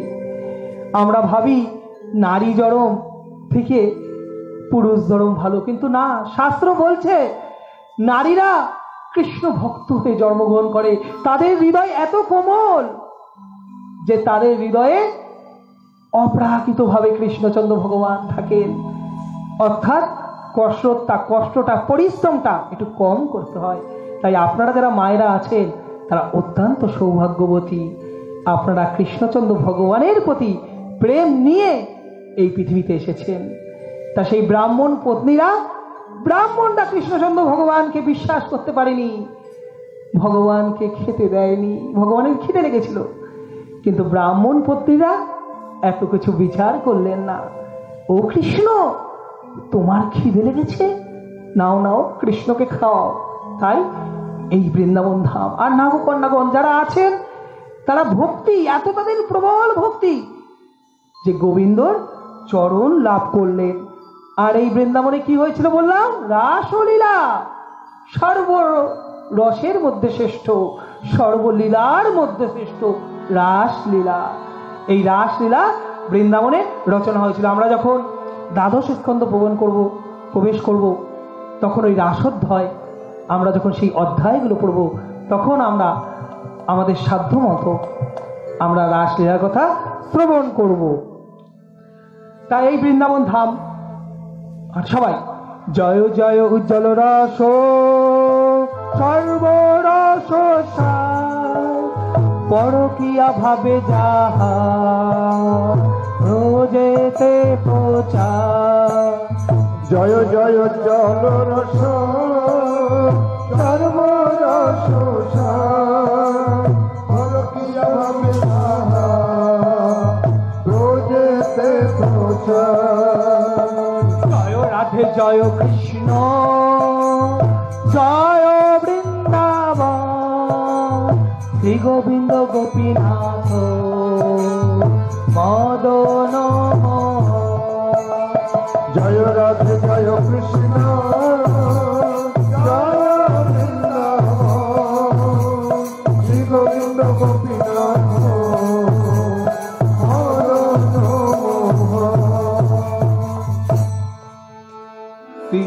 এই সেই বৃন্দাবন ধাম যেখানে সর্বরসের মধ্যে শ্রেষ্ঠ ভগবান শ্রীকৃষ্ণ বৈকুণ্ঠে ছিলেন। বৈকুণ্ঠে ভগবান ভাবছেন, যখন ভগবান কৃষ্ণ রূপে আসেনি, ভগবান কৃষ্ণ কি স্বয়ং ভগবান। শ্রীমদ্ ভাগবতম বলছে, এই তো চাংসকালা পুংস কৃষ্ণের তো ভগবান স্বয়ং, আর তো সব অবতার অংশ। ভগবান শ্রীকৃষ্ণ স্বয়ং ভগবান। তো ভগবান যখন কৃষ্ণলীলা করেননি, ভগবান বৈকুণ্ঠে বসে ভাবছেন যে এখনো তো এই মত্ত লোকে পুজো চলছে, নারায়ণ পূজা চলছে, কিন্তু কি নাই, আপন ভাবটা নাই। সবাই কৃষ্ণচন্দ্র ভগবানের পূজা করছিল, ভগবান নারায়ণের আরাধনা করছিল, কিন্তু কিভাবে? ঐশ্বর্য মিশ্রিত ভাবে। অর্থাৎ তুমি ভগবান, আমি তাই তোমার পূজা করছি। আমরা তাই করি তো, ভগবানকে যতটা না ভক্তি করি তার থেকে বেশি ভয় করি। ভগবান যদি পুজো না দিই রুষ্ট হয়ে যাবেন। ভগবান এরম নয় মা, ভগবান তো ভক্তের ভাব গ্রহণ করে, তিনি তো ভাবক রাই। তা ভগবান সন্তুষ্ট হতে পারছে না, আমরা সন্তুষ্ট ছিলাম। আমরা কি মুক্তিও পাচ্ছিলাম, যে মুক্তিগুলো আছে শাস্ত্রী, শালুক্য, সারূপ্য, সাধুর্য, এই ধরনের যে 5 মুক্তি আছে, সেই মুক্তিগুলো আমরা পাচ্ছিলাম। আমরা খুশি ছিলাম যে ভগবান নারায়ণের পূজা করে আমরা তো এই ভবসাগর থেকে মুক্ত হয়ে যাচ্ছি। কিন্তু ভগবান সন্তুষ্ট হতে পারছেন না। ভগবান কে? পরম পিতা। একজন পুত্র তার সম্পর্কে যতটা না ভাবে, তার পিতা তো একটু বেশি হলেও ভাববে। তাই আমরা আনন্দে ছিলাম মা, যে আমরা মুক্ত হচ্ছি, কিন্তু মা কৃষ্ণচন্দ্র ভগবান আনন্দ থাকতে পারছেন না, কৃষ্ণচন্দ্র ভগবান খুশি হতে পারলেন না। ভগবান বলছে না, আমি এরকম চাই না। ভগবান কিরকম চায়? ভগবান বলছে, মোর পুত্র মোর সখা মোর প্রাণপতি, এই রূপে করে যে মোর শুদ্ধ ভক্তি, আপনারে বড় মানে আমারে সমহীন, সর্বত্র হবে আমি হই তার হরি। অর্থাৎ ভগবানকে যে পুত্র রূপে, পতি রূপে, সখা রূপে ভগবানকে যে ভালোবাসতে পারে, যারা ভগবানকে বড় মনে করে না, নিজেদের বড় মনে করে না, আমরা ভগবানকে একদম নিজের করে নেব। যশোদা মা কি ভেবেছিলেন? ভগবানকে বড় ভেবেছিলেন। যদি ভাবতো এ কৃষ্ণ আমার ভগবান, যশোদা মা কি ছড়ি দিয়ে মারতে পারতেন? শাসন করতে পারতেন কৃষ্ণকে? যশোদা মা কি কৃষ্ণকে বন্ধন করতে পারতেন? পারতেন না মা। ব্রজ সখারা কৃষ্ণচন্দ্র ভগবানের কাঁধে উঠছেন। আবার খিদে লাগলে কৃষ্ণের থালা থেকে এঠো উচ্ছিষ্ট খেয়ে নিচ্ছে। আবার যদি মনে হয় ও কৃষ্ণ তোমার খিদে লেগেছে, সেই ব্রজ সখারা কি করে? খাইয়ে দেয় কৃষ্ণকে। এই ভাব। তাহলে 5 রস ভগবান শ্রীকৃষ্ণ ভাবলেন, তখন বৈকুণ্ঠে রয়েছেন, না আমি এরকম ভাবে আমার ভক্তের সাথে মিশতে চাই। কিন্তু আমি তো অনেক অবতার নিয়েছি। আগে ভগবান বড় অবতার, মৎস্য অবতার, বামন অবতার, অনেক অবতার এসেছে, অনেক রূপে এসেছে, কিন্তু কই, আমি তো আমার ভক্তরা আমাকে এইভাবে ভালোবাসে না। এই 5 রস কি? 5 রস? শান্ত রস যেটা আলাদা, দাস্য রস, সখ্য রস, বাৎসল্য রস আর মধুর প্রেম রস। এই 4 রস আর শান্ত রস। শান্ত রস প্রত্যক্ষ করা যায় না, শান্ত রূপে রয়েছে। এই 5 রস কৃষ্ণচন্দ্র ভগবান এই ধরাধামে প্রবর্তন করবেন বলে আসলে তিনি কৃষ্ণ রূপে আবির্ভূত হলেন। আপনারা কি বিশ্বাস করেন কংস বধ করবার জন্য কৃষ্ণ এসেছেন? না মা, কংসকে বধ করার উদ্দেশ্য কৃষ্ণচন্দ্র ভগবানের মুখ্য উদ্দেশ্য নয়, এটা তো গৌণ উদ্দেশ্য। কৃষ্ণচন্দ্র ভগবান তার এক চিন্তন দ্বারা এক নিমিষে কংসের মতো কোটি কোটি অসুরকে এক নিমিষে ধ্বংস করে দিতে পারত। সেই বিশ্বাস নেই আপনাদের? আছে। তাহলে কংসবধ করার জন্য ভগবান এসেছেন না? ওটা তো মুখ্য উদ্দেশ্য নয়, ওটা তো গৌণ উদ্দেশ্য। মুখ্য উদ্দেশ্য কি? এই বৃন্দাবনে এই প্রধান 4 রস প্রচলন করে দেবেন আমার ভগবান। যে 4 রসের অভাব রয়েছে, আমরা যে ভগবানকে পতিরূপে ভাবতে পারছি না, আমরা যে ভগবানকে সখা রূপে ভাবতে পারছি না, আমরা যে ভগবানকে প্রভু রূপে ভাবতে পারছি না, আমরা যে ভগবানকে পুত্র রূপে ভাবতে পারছি না। ভগবান এই সকল বাধা দূর করবার জন্য কৃষ্ণচন্দ্র ভগবান সমস্ত ভগবত্তাকে হরণ করে, কি হরণ করে? ভগবত্তা হরণ করে। অর্থাৎ আমি ভগবান, আমি ভগবান কৃষ্ণ, আমি চতুর্ভুজী কৃষ্ণ, আমি সুদর্শনধারী কৃষ্ণ, এই ভাব ভগবান রাখলেন না। এই ভাব রাখলেন না ভগবান। আরে আমি তো তোমার নিজের জন। তাই তো ব্রজ সখারা ওইভাবে উচ্ছিষ্ট খেতে পারলো, উচ্ছিষ্ট দিতে পারলো।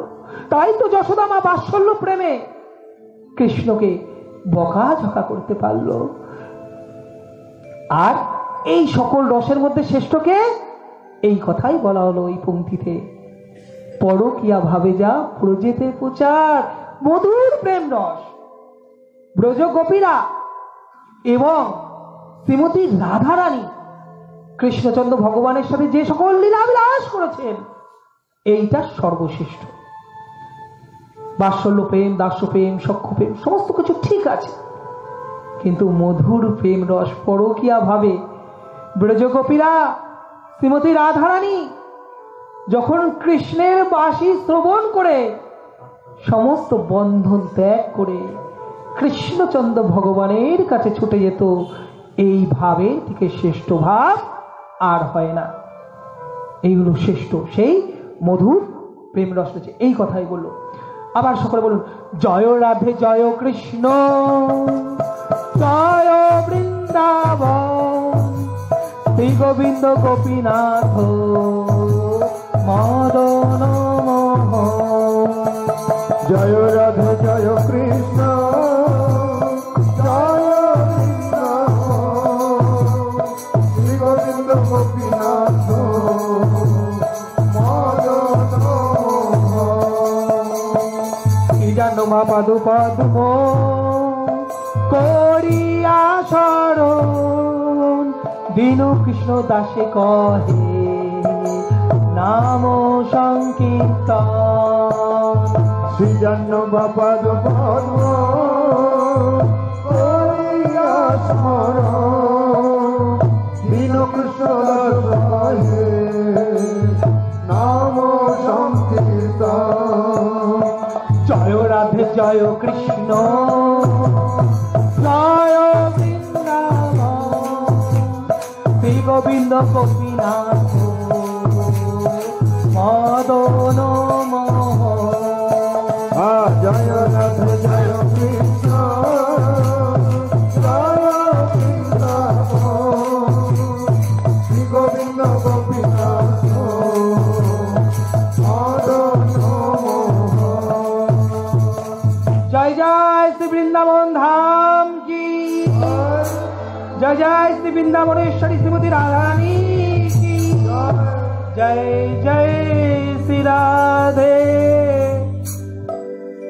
তাই এইভাবে নারদ মুনি বৃন্দাবনের মহিমা দর্শন করে আনন্দে নৃত্য করছেন। আপনারা যেরকম আনন্দ করলেন বৃন্দাবনের কথা শ্রবণ করে, নারদ মুনি একজন শুদ্ধ ভক্ত পার্শ্বদ, কত না আনন্দ হয়েছে আমার নারদ মুনি, আনন্দে নৃত্য করছেন। কিন্তু ভক্তি দেবী তো আনন্দ পাচ্ছেন না। কি করে আনন্দ পাবেন যার 2 পুত্র এরকম বৃদ্ধ হয়ে রয়েছে? সেই মাতা কি কখনো আনন্দ পেতে পারে? মায়ের সুখ, মায়ের আনন্দ কিসে? পুত্রের সুখে।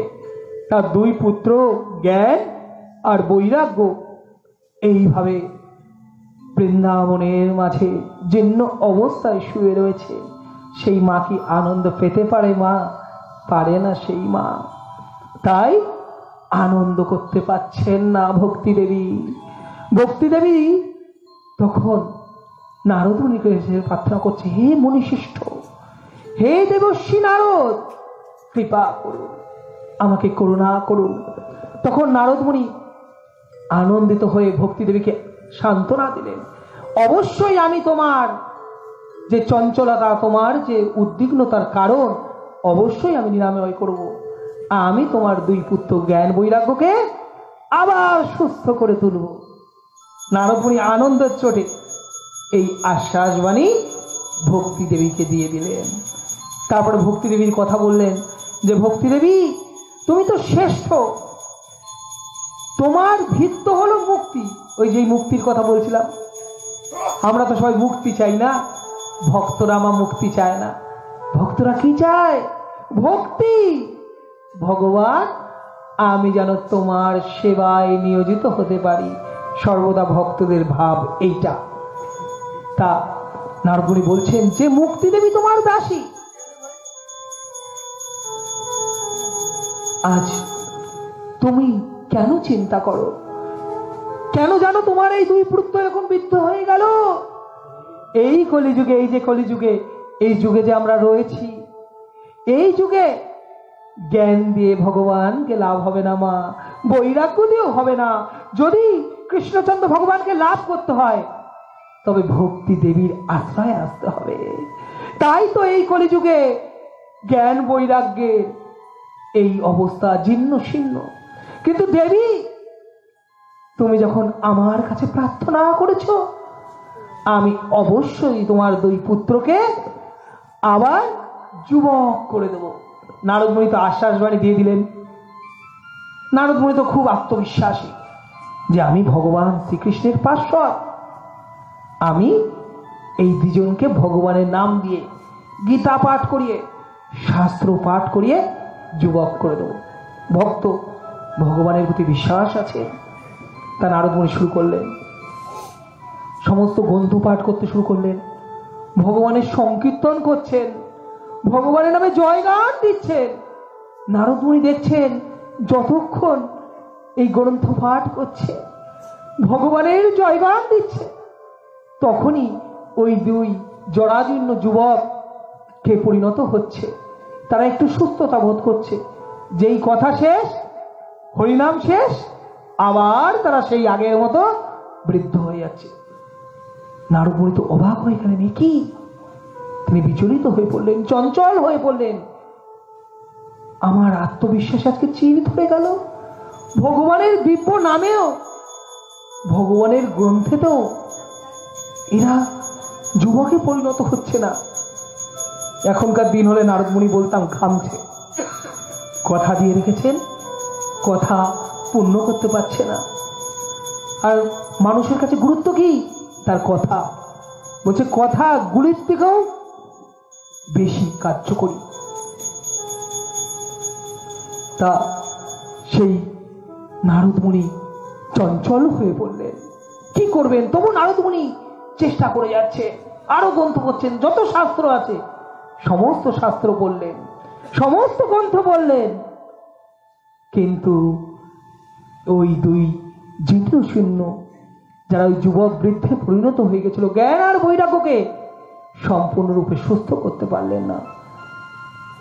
তখন নারদ মুনি যখন একদম হতাশ হয়ে পড়ছেন, সেই সময় নারদ মুনি ভগবানকে স্মরণ করায় আকাশবাণী হলো দৈববাণী, নারদ তুমি সৎকর্ম করো, যাও তুমি তীর্থে যাও। তখন নারদ মুনি বুঝতে পারলেন এই রোগের অন্য কোনো ঔষধ আছে, এই ঔষধে তো কাজ দিচ্ছে না। নারদ মুনি কি করলেন? বদ্রিকা বনে চলে আসলেন, বদ্রিকা বনে চলে আসলেন। এসে সমস্ত মুনি ঋষির কাছে জিজ্ঞেস করছেন, ও মুনিবর, ও যোগমুনি, আপনাদের কাছে কি কোনো উপায় আছে? আমি দৈববাণী শ্রবণ করেছিলাম, নারদ সৎকর্ম করো, আপনারা কৃপা করে বলে দিন তা যেই মুনিকে জিজ্ঞেস করে, যেই যোগীকে জিজ্ঞেস করে, নারদ মুনির থেকে বৃত্তান্ত শ্রবণ করে তারা পিছনে পালায়, দৌড় মারে। সে কি নারদ মুনি? আপনি মুনি শ্রেষ্ঠ দেবশ্রী নারদ, কৃষ্ণচন্দ্র ভগবানের আপনি পার্শ্ব, আর আপনি আমাদের প্রশ্ন করছেন? আপনি জানেন, বলুন নারদ মুনির থেকে বড় মুনি কি হতে পারে? তা স্বাভাবিকভাবে মুনিরা কি বলছেন? এই কথাই বলছেন। যখন নারদ মুনি কারো থেকে কোনো উত্তর পাচ্ছেন না, অত্যন্ত হতাশাগ্রস্ত হয়েছেন, কষ্ট পাচ্ছেন, দুঃখ পাচ্ছেন। আমি যে কথা দিলাম, আমি তো কথা দিয়েছি ভক্তি দেবীকে, তার দুই পুত্রকে আমি আবার সজীব করে তুলব। আমি কি আমার কথা রাখতে পারবো না? আমি কি ব্যর্থ হব? নারদ মুনি যখন এরকম হতাশাগ্রস্ত হচ্ছেন, সেই সময় সেই চার কুমার দর্শন করলেন, সনকাদি কুমারকে। এই সনকাদি কুমার সর্বদা ছোট্ট বালকের মতো, পঞ্চবর্ষীয় বালকের মতো। এই সনকাদি কুমার সনক, সনাতন আর সনক, চার ভাই। সনক, সনাতন, সনাতন, সনক, এই চার ভাই নারদ মুনির কাছে এসেছেন। এই চার ভাই হলো সর্বশ্রেষ্ঠ মুনি, ঋষি, যোগী, যারা যখন ব্রহ্মাজি সৃষ্টি করছেন এই চার কুমারকে সৃষ্টি করেছিলেন যে তোমরা সংসার করো, তোমরা প্রজা পালন করো, বংশ বৃদ্ধি করো। চার কুমার ব্রহ্মাজিকে নমস্কার করে বললেন, না পিতা, আমরা সংসার জীবনে প্রবেশ করতে পারবো না, আমরা কৃষ্ণচন্দ্র ভগবানের ভজন করব। ব্রহ্মাজিকে নমস্কার করে ওই সেই চার কুমার চলে গেলেন ভগবানের ভজনায়। সেই থেকে এই সনকাদি ঋষিগণ, চার কুমার সর্বত্র তারা বিরাজ করেন। আমাদেরও যদি কৃপা থাকে, তারা হয়তো এখানেও আছেন, এরকমই তাদের কৃপা। তা সেই সনকাদি ঋষিদের নারদ মুনির দর্শন করে যেন এইবার নারদ মুনি একটু শান্তি পেয়েছেন। এইবার কোনো সমাধান হবে, এইবার নিশ্চয়ই কোনো সমাধান আছে। এ তো সনকাদি ঋষিগণ। তা সনকাদি ঋষিগণকে, সেই চার কুমারকে নারদ মুনি স্তব করলেন, নমস্কার করলেন। তা সনকাদি ঋষিগণ অত্যন্ত প্রসন্ন হয়েছেন। বলো দেবশ্রী নারদ, তোমার কি মনোবাঞ্ছনা, কি চাও তুমি? তখন নারদ মুনি সমস্ত বৃত্তান্ত বললেন। হে মুনিবরগণ, কোনো উপায় বলুন। তখন সনকাদি ঋষিগণ হাসতেন। সে কি নারদ, তুমি আমাদের কাছে উপায় জানতে এসেছ? অথচ এই উপায় তোমারই তো জানা ছিল। সে কি বলছেন প্রভু, আমার জানা ছিল?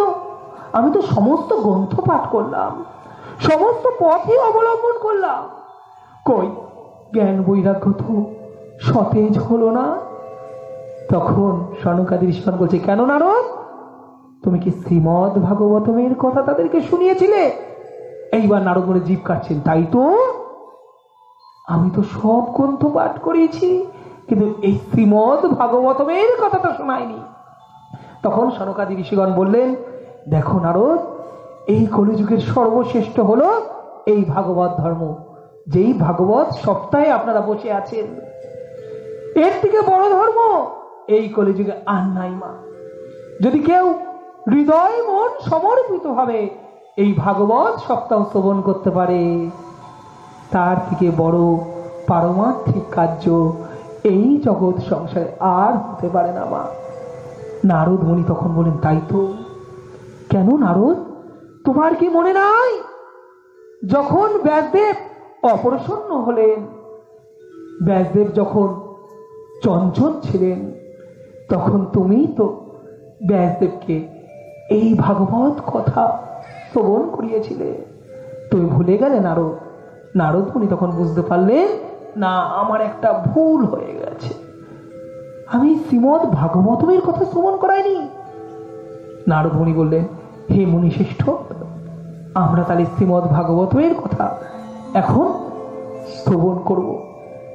আপনারা বলুন, কোথায় সেই ভাগবত কথা শ্রবণ করা যেতে পারে?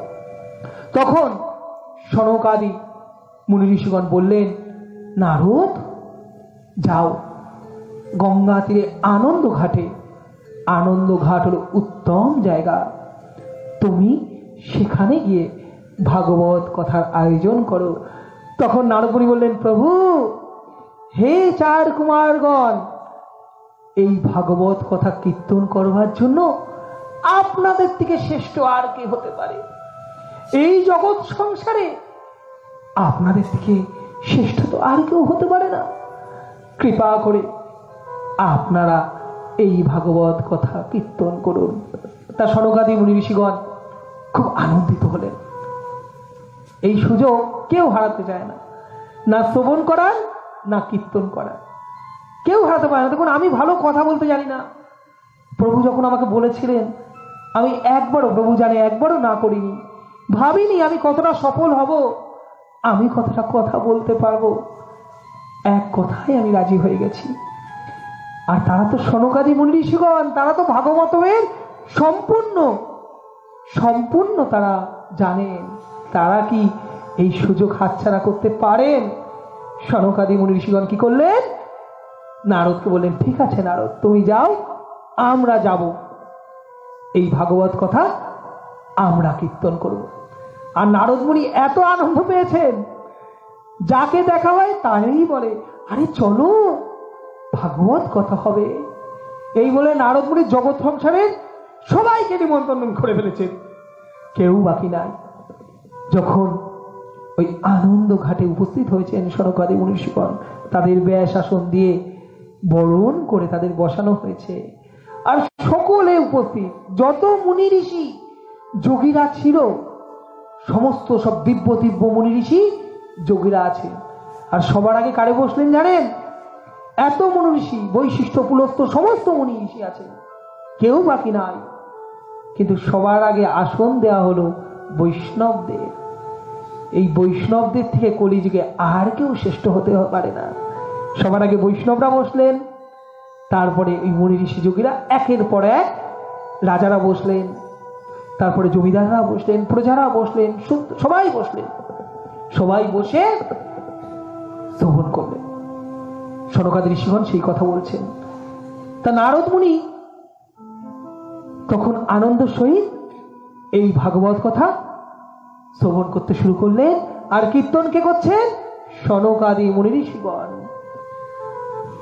আর ভক্তি দেবীকে, তার দুই জরাজীর্ণ অবস্থা সম্পূর্ণ দুই পুত্রকে নিয়ে সেখানে আনা হলো। নারদ মুনি ভাগবত শ্রবণ করছেন সনকাদি মুনি ঋষিগণের সাথে। আর নারদ মুনির সাথে সকল ভক্তগণ, সকল শ্রোতাগণ সেই শ্রীমদ ভাগবতমের সপ্তাহ যজ্ঞের কথা শ্রবণ করছিল। ঠিক এরকমই সপ্তাহ যজ্ঞ। শ্রোতারাও আপনারা সকলে আছেন, শুধু পরিবর্তন আমার মতো অধম এই ব্যাসাসনে আছে। তা এরকমই সুন্দর আপনাদের মতো শুদ্ধ ভক্তদের নিয়ে এই ভাগবত কথা হলো। এবং যখনই ভাগবত কথা শেষ হলো, 7 দিনের সপ্তাহযজ্ঞ অনুষ্ঠান সম্পন্ন হলেন, সকলে দেখলেন ওই জ্ঞান বৈরাগ্য আবার সতেজ হয়ে গেলেন। ভক্তি দেবী তার দুই পুত্রকে আবার আগের রূপে ফিরে পেলেন। জয় জয় শ্রীমদ ভগবত ভগবান কি। এই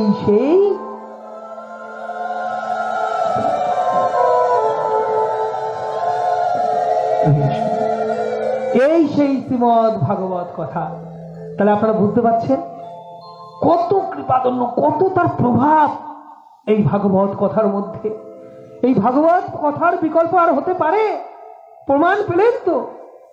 এই প্রমাণকে কেউ অস্বীকার করবেন? কেউ করবেন। আবার আরেকটি সুন্দর মাহাত্ম্য বর্ণনা করা হচ্ছে গোকর্ণ ও ধুন্ধুকারীর উপাখ্যান। একবার আত্মদেব বলে একজন সৎ ব্রাহ্মণ ছিলেন। সেই আত্মদেব ব্রাহ্মণ, সদাচারী, কিন্তু তার একটা দুঃখের কারণ ছিল, তিনি নিঃসন্তান ছিলেন। তার কোনো সন্তান ছিল না। সন্তানহীনতায়, সন্তানের শোকে আত্মদেব পাথর হয়ে গেলেন যে এই জগৎ সংসারে সবাই আমাকে কি বলবে যে আত্মদেব সন্তানহীন, তার একটি পুত্র সন্তান নাই। আত্মদেব বিচলিত হয়ে গেলেন। তার স্ত্রীর নাম ছিল ধুন্দুলি। তার স্ত্রী কুলীন ছিলেন, রূপবতীও ছিলেন, কিন্তু একটু অন্যরকম। সেই কথা আমরা শ্রবণ করব সামনে। তা আত্মদেব এত হতাশ হলেন, সংসার ত্যাগ করে দিলেন। না, এই সংসারে থেকে আমার লাভ নাই। যে পিতা হতে পারে না। আত্মদেবের বাড়িতে একটা গাভী ছিল, সেও বন্ধা হয়ে গেছিল, তারও কোনো বাছুর হচ্ছিল না। আত্মদেব চিন্তিত হয়ে পড়লেন। হতাশ হয়ে মনের দুঃখে বনে গমন করে দিলেন। বনে গিয়ে হঠাৎ করে আত্মদেব দর্শন করছেন এক সাধু বাবা। এক সাধুকে দেখেছে, দিব্য সাধু। আত্মদেব ব্রাহ্মণ ছিলেন, তাই জানতেন সাধুর প্রভাব, সাধুর কত ক্ষমতা আত্মদেব জানতেন। কিন্তু আমরা কি জানি সাধুর প্রভাব? আমরা জানি? আমরা সাধুকে সম্মান করতে জানি? জানি না। জানেন এই কলিযুগে সাধুগুরু বৈষ্ণবকে স্বয়ং কৃষ্ণচন্দ্র ভগবান বলছেন। এই কলিযুগে ভগবান শ্রীমৎ ভাগবত গ্রন্থের উপরে রয়েছেন। আর কাদের মধ্যে প্রকাশিত হয়ে আছেন? গুরুদেবের মধ্যে, বৈষ্ণবের মধ্যে, সাধু গুরুর মধ্যে। ভগবান বলছেন, আমি অনন্ত ব্রহ্মাণ্ডের মালিক, অনন্ত কারণের কারণ। আমি সেই ভগবান শ্রীকৃষ্ণ খণ্ড খণ্ড অংশে। কিসে? খণ্ড খণ্ড অংশে সাধু গুরু বৈষ্ণবদের মধ্যে আমি তোমার কাছে আসি, কিন্তু তুমি আমাকে চিনতে পারো না মা। পারি আমরা চিনতে? কোন সাধু যদি চলে আসে কি ভাবি? আর এই সাধু কিছু নিতে এসেছে। মা, সাধু কিছু নিতে আসে না, সাধু তো দিতে আসে। সাধু আবার কি নেবে? সমস্ত কিছু তিনি ত্যাগ করে ভগবানের সেবায় নিয়োজিত হয়েছেন, সে কিছু নিতে আসে না। কিন্তু আমাদের মতো মন্দ বুদ্ধি, আমার মতো কুবুদ্ধি সম্পূর্ণ ব্যক্তি কি ভাবি? না, সাধু মনে এসেছে অনেক কিছু আমার কাছে নেবে। না মা, আমাদের বিচার এরকম। কিন্তু আত্মদেব ব্রাহ্মণ ছিলেন, সাধুর প্রতি ভক্তি তার ছিল। তাই যেই সামনে সাধুকে দেখেছেন একদম শটান সাধুর চরণে লুটিয়ে পড়েছেন। হে সাধু বাবা, কৃপা করুন, কৃপা করুন মহাত্মা, আমার মতো অধমকে কৃপা করুন। তা সাধুর চরণে যখন লুটিয়ে পড়েছে, সাধুকে যখন এরকম সম্মান দিয়েছেন, সাধু অত্যন্ত খুশি হয়েছেন। ভক্ত তো হৃদয়টা অত্যন্ত কোমল। তাই আপনারা যদি সাধুদের চরণে আশ্রিত হন, সাধুর সেবা করেন, অহেতুক কৃপা লাভ করতে পারেন আত্মদেবের মতো। তখন আত্মদেব বলছেন, হে মহাত্মা সাধু, আমাকে কৃপা করুন, করুণা করুন, দয়া করুন। কি তোমার মনের দুঃখ বাছা? আমি যে সন্তানহীন, আমার কোনো সন্তান নাই। এই সমস্ত জগৎ আমাকে সন্তানহীন পিতা বলে। এমনকি আমার বাড়িতে যে গাভীটা রয়েছে না, সেই গাভীটাও বন্ধ হয়ে গেছে, সেও কোনো বাছুর প্রসব করে না। তাতে কি হয়েছে? সাধু বলছে, তাতে কি হয়েছে বাবা? এই জগৎ সংসারে পুত্র বড় কথা না, পুত্র থেকে পুত্রহীন ভালো। সাধুর কথা। যদি কুপুত্র হয়, তাহলে সেরকম পুত্র তোমাকে যা যন্ত্রণা দেবে, তার থেকে তোমার পুত্রহীন থাকা ভালো। পুত্রহীন কোনো অভিশাপ না, পুত্রহীন কোনো অন্যায় না। তুমি ভগবানের শরণে যাও, তুমি ভগবান সেবায় নামো। গোপালের মতো পুত্র তোমার থাকতে তুমি কেন পুত্রকে প্রার্থনা করছো? তোমার মন্দ বুদ্ধি হয়েছে। তুমি এই আশা ত্যাগ করো, ত্যাগ করে তোমার জীবনের যে উৎস, তোমার জীবনের যে উদ্দেশ্য, লক্ষ্য, সেই ভগবত সেবায় নিয়োজিত হও। এরকম ভাবে সাধু কি করলেন? সাধুর কথা বললেন, যেটা আসল কথা, সঠিক কথা। সাধু সবসময় কৃপা করতে চান। বলছে দেখুন, সাধু কল্পবৃক্ষের থেকেও বেশি কৃপালু। কল্পবৃক্ষ আপনারা জানেন? কল্পবৃক্ষ কি? বৃক্ষের নিচে গিয়ে যা কল্পনা করবেন, যা চাইবেন তাই দেবে। কিন্তু সাধুগুরু বৈষ্ণব তার থেকেও উপরে। কেন? সাধুগুরু বৈষ্ণবের কাছে গেলে খারাপ যদি চান, সাধুগুরু বৈষ্ণব দেবেন না, যতটুকু দেবেন শুধু মঙ্গলের জন্য দেবেন। তাহলে বুঝতে পারলেন, কল্পবৃক্ষের থেকেও সাধুর বেশি মহিমা। তাই আত্মদেব যদিও সাধু কল্পবৃক্ষের মতো, সেই সাধুর কাছে প্রার্থনা করেছিলেন, কিন্তু সাধু কি করলেন? আত্মদেবের কিসে মঙ্গল হবে, তার কিসে ভালো হবে, সেই উপদেশ দিলেন। কিন্তু আত্মদেব সন্তানের আশায় এত আসক্ত হয়ে গেছিলেন, এত আসক্তিতে ভুগছিলেন আত্মদেব, যে এই সাধু কথা তার কর্ণ দিয়ে প্রবেশ করলো না। এক কানে ঢুকলো, আরেক কান দিয়ে বেরিয়ে গেল। না মহাত্মা, আপনি আমাকে কৃপা করে আমায় সন্তান দিন। আমি যদি সন্তানই না পাই, আপনার এই কথা আমার হৃদয়ঙ্গম হবে না। যতক্ষণ না আমার সন্তান না হবে, আমি উদ্ধার হব না। আপনি যদি আমার ভালো চান, আমায় কৃপা করতে চান, আমাকে কৃপা করে সন্তান দিন। এইভাবে সাধু যখন শ্রবণ করলেন আত্মদেবের এই প্রার্থনা, তখন সাধু কি করবেন? তিনি তো উপদেশ দিয়েছিলেন, সৎ উপদেশ, যে কুসন্তানের থেকে পুত্রহীন ভালো, কিন্তু আত্মদেব তো তা গ্রহণ করছে না। তখন সাধু একটি ফল দিলেন আত্মদেবকে, যাও তুমি তোমার স্ত্রীকে এই ফলটি খাওয়াও। এই ফলটি তোমার স্ত্রীকে খাওয়ালে সে গর্ভবতী হবে, তোমার সুসন্তান লাভ হবে। আত্মদেব সাধুর কাছে এত কৃপা পেয়ে আনন্দে নৃত্য করতে করতে বন থেকে গৃহে চলে আসলেন।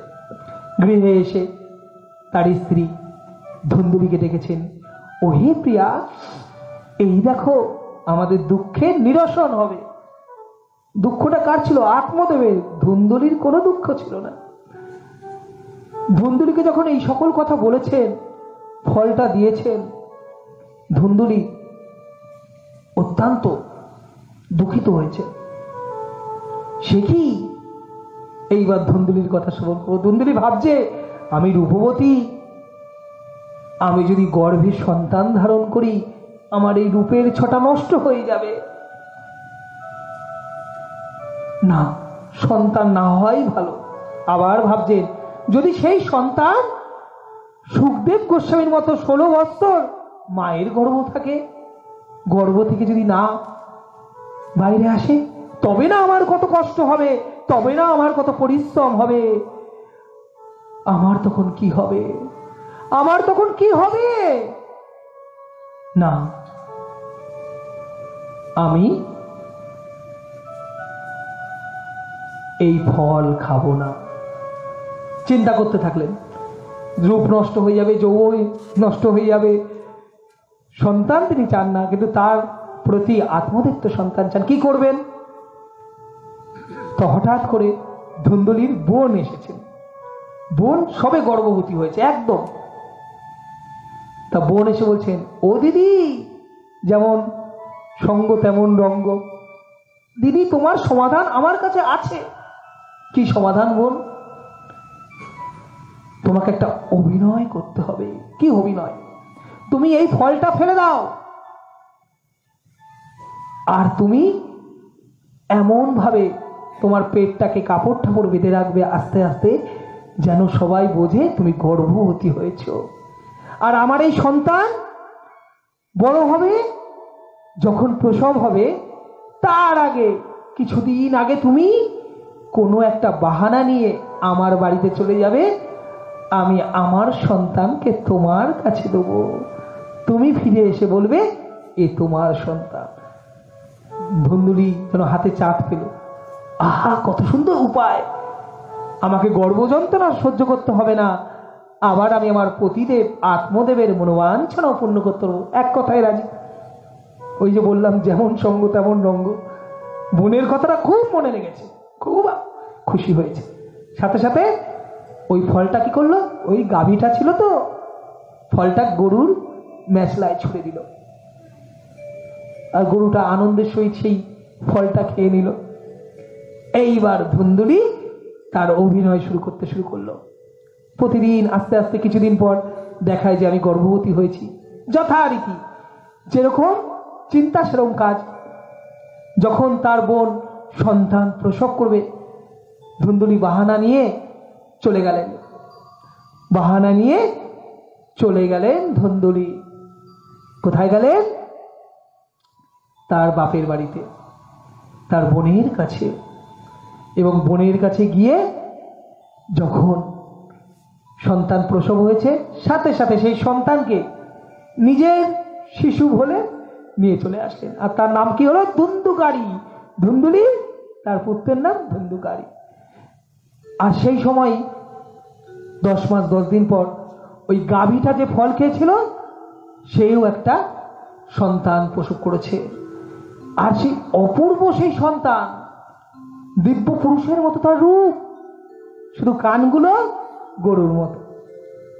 তা আত্মদেব তো খুব খুশি যে আমার স্ত্রীও সন্তান নিয়ে এসেছে, তার নাম ধুন্দুকারী, আর এই গাভীটা মনুষ্যর মতো সন্তান প্রসব করলো। তার নাম কি দিল? গোকর্ণ। যেহেতু গরুর মতো দুটো কান, তাই গোকর্ণ। 2 সন্তান বড় হচ্ছে, গোকর্ণ আর ধুন্দুকারী, 2 ভাই। তা যত বড় হচ্ছে ওই ধুন্দুকারী ওই বোনের মতো স্বভাব পেয়েছে। তার আসল মাকে ধুন্দুলির বোন। তা যারা এরকম কুচক্রী হতে পারে, এরকম মিথ্যার আশ্রয় নিতে পারে, তার সন্তান কোনোদিন ভালো হবে? মা সন্তানটা কি পায়? পিতামাতার থেকে সেই ভাব পায়। তার জন্য আমাদের শাস্ত্র বলে, যখন কোনো গর্ভবতী মহিলা থাকবে তাকে ভগবানের কথা শোনাতে হবে, তাকে ভগবানের নাম গুণ শোনাতে হবে। আমরা তার প্রত্যক্ষ উদাহরণ পাই প্রহ্লাদ মহারাজ। তার মা গর্ভবতী অবস্থায় নারদ মুনির থেকে ভগবানের কথা শ্রবণ করেছিলেন, তাই তো আমরা প্রহ্লাদ মহারাজের মতো এরকম উত্তম ভক্ত পেয়েছি। আর মা যদি গর্ভবতী হয়ে বাজে বাজে ভিডিও দেখে, বাজে বাজে টেলিভিশনে সিরিয়াল দেখে, পরনিন্দা পরচর্চা করে, তাহলে তার সন্তান কি হবে? এরকমই হবে। যেমন পিতামাতা তেমনই তার ফল। গাছের ফল তো গাছ অনুযায়ী হবে। মা তার ধুন্দুলি সেরকমই হয়েছে। যেই বড় হচ্ছে, চুরি করছে, ডাকাতি করছে, পিতামাতাকে মানে না। এইবার যেই আত্মদেবের এবার ওই সাধু বাবার কথা মনে পড়ছে। সাধু বাবা বলেছিল কুসন্তানের থেকে পুত্রহীন ভালো, তাই তো আমার জীবনে কি সেই অশান্তি নেমে আসতে চলেছে। যত বড় হচ্ছে সেই ধুন্দুলির অত্যাচারে সবাই অতিষ্ঠ হয়ে যাচ্ছে। এই ধুন্দুলি এত এত নিচে নেমে গেছে, চুরি ডাকাতি করে, পিতা মাতাকে প্রহার করে, এমন কি করে বনিতা নারীদের সাথে সঙ্গ করে। যত ধরনের জঘন্য দুষ্কর্ম আছে সমস্ত কিছু এই ধুন্দুকারী করতে থাকে। আত্মদেব অতিষ্ঠ হয়ে গেলেন যে না, আমার এই পুত্রকে আমি আর সহ্য করতে পারছি না। পিতাকে বলছেন জমি জমা লিখে দাও। আমাদের ঘরে ঘরে এখন অনেক ধুন্দুকারী আছে, আছে না?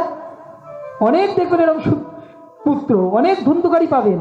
তখন তো অনেক আগে, 5000 বছর আগে, তাই তখন ধুন্দুকারীর মতো পুত্র খুব কম ছিল।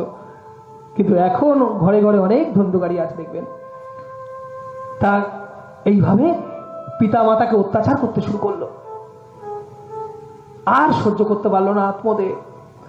অপরদিকে অপর পুত্র গোকর্ণ একদম পণ্ডিত যোগীতে পরিণত হলো। তার এত তেজ, এত প্রতাপ, তার কথা যেন অমৃত। একজন সাধুর মতো তেজ সম্পন্ন ব্যক্তিতে পরিণত গোকর্ণ। কেন হবে না? ওই ফলের পুত্রই তো গোকর্ণ। তা সেটাই হয়েছে। সাধু তো কখনো মিথ্যা কথা বলতে পারেন না। তাই এইভাবে এত অতিষ্ঠ হয়ে গেছেন। ধুন্ধুকারী ভাবছেন আমি কি আত্মহত্যা করব। তা তার অপর পুত্র গোকর্ণর কাছে গিয়ে তার দুঃখের কথা বলেছেন। গোকর্ণ তখন বললেন, পিতা আপনার বনে চলে যাওয়া উচিত। আপনি এখন এই সংসারে আসক্ত হয়ে পড়ে রয়েছেন। আমরা এত অত্যাচার সহ্য করো আমাদের নাতি পুতি ছেলে মেয়ে এদের মুখ দেখবো বলে ঘরে বসে থাকি না, কত কষ্ট হয়, ভগবানকে ডাকি না। ওই পরিবারটার উপরে এত আসক্তপূর্ণ হয়ে গেছি, ভগবানের নাম স্মরণে আসে না মা। তাই এইভাবে যখন গোকর্ণ আত্মদেবকে বলছেন আত্মকল্যাণের কথা, যে আপনি যান বনে গিয়ে ভজন করেন, ভজন করে আপনি আপনার মানুষ জন্মকে সার্থক করেন, কেন আপনি এখনো সংসারে পড়ে আছেন। এইবার আত্মদেবের এই কথাগুলো কানে বাজছে। এতদিন বাজেনি, সাধু বাবা আগেই বলেছিল, তখন বাজেনি। এখন 3 কাল পেরিয়ে 4 কালে পড়েছে, এখন বাজছে না। ঠিকই তো, আমার তো ভগবানের ভজন করতে হবে। তাই গোকর্ণ থেকে উপদেশ শ্রবণ করে চলে গেলেন আত্মদেব, বনে চলে গেলেন। এইবার তো ধুন্দুলির আরো মজা হয়েছে। পিতা নাই, এবার মায়ের উপর যন্ত্রণা দিতে থাকলেন। মাকে এত অত্যাচার করেছে, মার না পেরে আত্মহত্যা করেছে। বলছে সমস্ত কিছু লিখে দাও, সমস্ত সম্পদ দাও। মাকে প্রহার করছে, মা সহ্য করতে পারলো না। ধুন্দুলি আর সহ্য করতে পারলো না এই ধুন্ধুকারীর অত্যাচারে। সহ্য করতে না পেরে ধুন্দুলি অর্থাৎ মাথা আত্মহত্যা করলেন কুয়োর মধ্যে ঝাঁপ দিয়ে। এইবার ধুন্ধুকারী আর তো কোনো বাধা থাকলো না। কি করলো? 5 জন বনিতা নারীকে স্ত্রী হিসাবে নিয়ে আসলেন। বনিতা নারী, আর তাদের কি, তাদের তো প্রত্যাশা শুধু চাই অর্থ, সমস্ত অর্থ শেষ। ওই ধুন্ধুকারী কি করলেন? চুরি করতে শুরু করলেন, রাজার সম্পদ চুরি করে দিলেন। একদিন রাজার যে ঐশ্বর্য ধন সম্পদ সেইগুলো লুটে নিলেন। এনে এই 5 বনিতা নারীকে খুব সাজিয়ে গুজিয়ে গয়না দিয়েছেন। এরাও খুব আনন্দের সহিত নিয়েছেন। এইবার ভাবছেন ওই 5 নারী এইবার ভাবছেন, এই তো রাজার ধন চুরি করলো, রাজার ধন চুরি করেছে, তাহলে কি হবে? রাজা যদি জানতে পারে তাহলে একে তো মারবে, সাথে কাকে? আমাদেরও মারবে। তাই একে আর বাঁচিয়ে রাখা যাবে না, এই ধুন্ধুকারীকে আর বাঁচিয়ে রাখা যাবে না,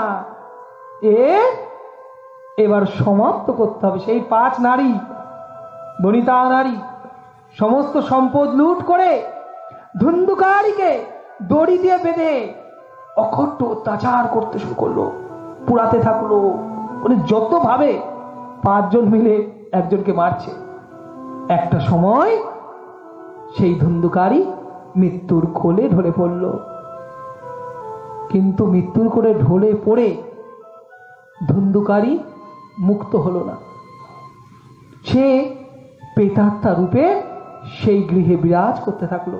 সেই সময় গোকর্ণ ভগবানের সাধন ভজনের জন্য তীর্থে তীর্থে ঘুরছিল। গোকর্ণ এই সংবাদ পেল যে তার মাতা আত্মহত্যা করেছে, তার ভাই ধুন্ধুকারী সেও দেহত্যাগ করেছে। গোকর্ণ কি করলেন? গয়ায় গিয়ে, আমরা গয়ায় পিণ্ড দিই তো, গোকর্ণ গয়ায় গিয়ে ভাইয়ের জন্য খুব ভালোভাবে পিণ্ড দিলেন। পিণ্ড দিয়ে এসেছেন, রাত্রে শুয়েছেন। আর ধুন্ধুকারী তো পেট হয়ে রয়েছেন, গয়ার পিণ্ড তো কিচ্ছু হয়নি মা, গয়ায় পিণ্ড দিয়ে উদ্ধার হলো না। সে এমন যন্ত্রণা পাচ্ছে প্রেতজনিতে। গোকর্ণকে দেখে ওই প্রেতাত্মা একটু শান্তি পেয়েছে। আমার তো আর মুক্তি হলো না, এই আমার ভাই গোকর্ণ যদি আমাকে মুক্ত করতে পারে। তার নানা অঙ্গভঙ্গি শুরু করলো। আর বুদ্ধের কি হয়? দেহ নাই।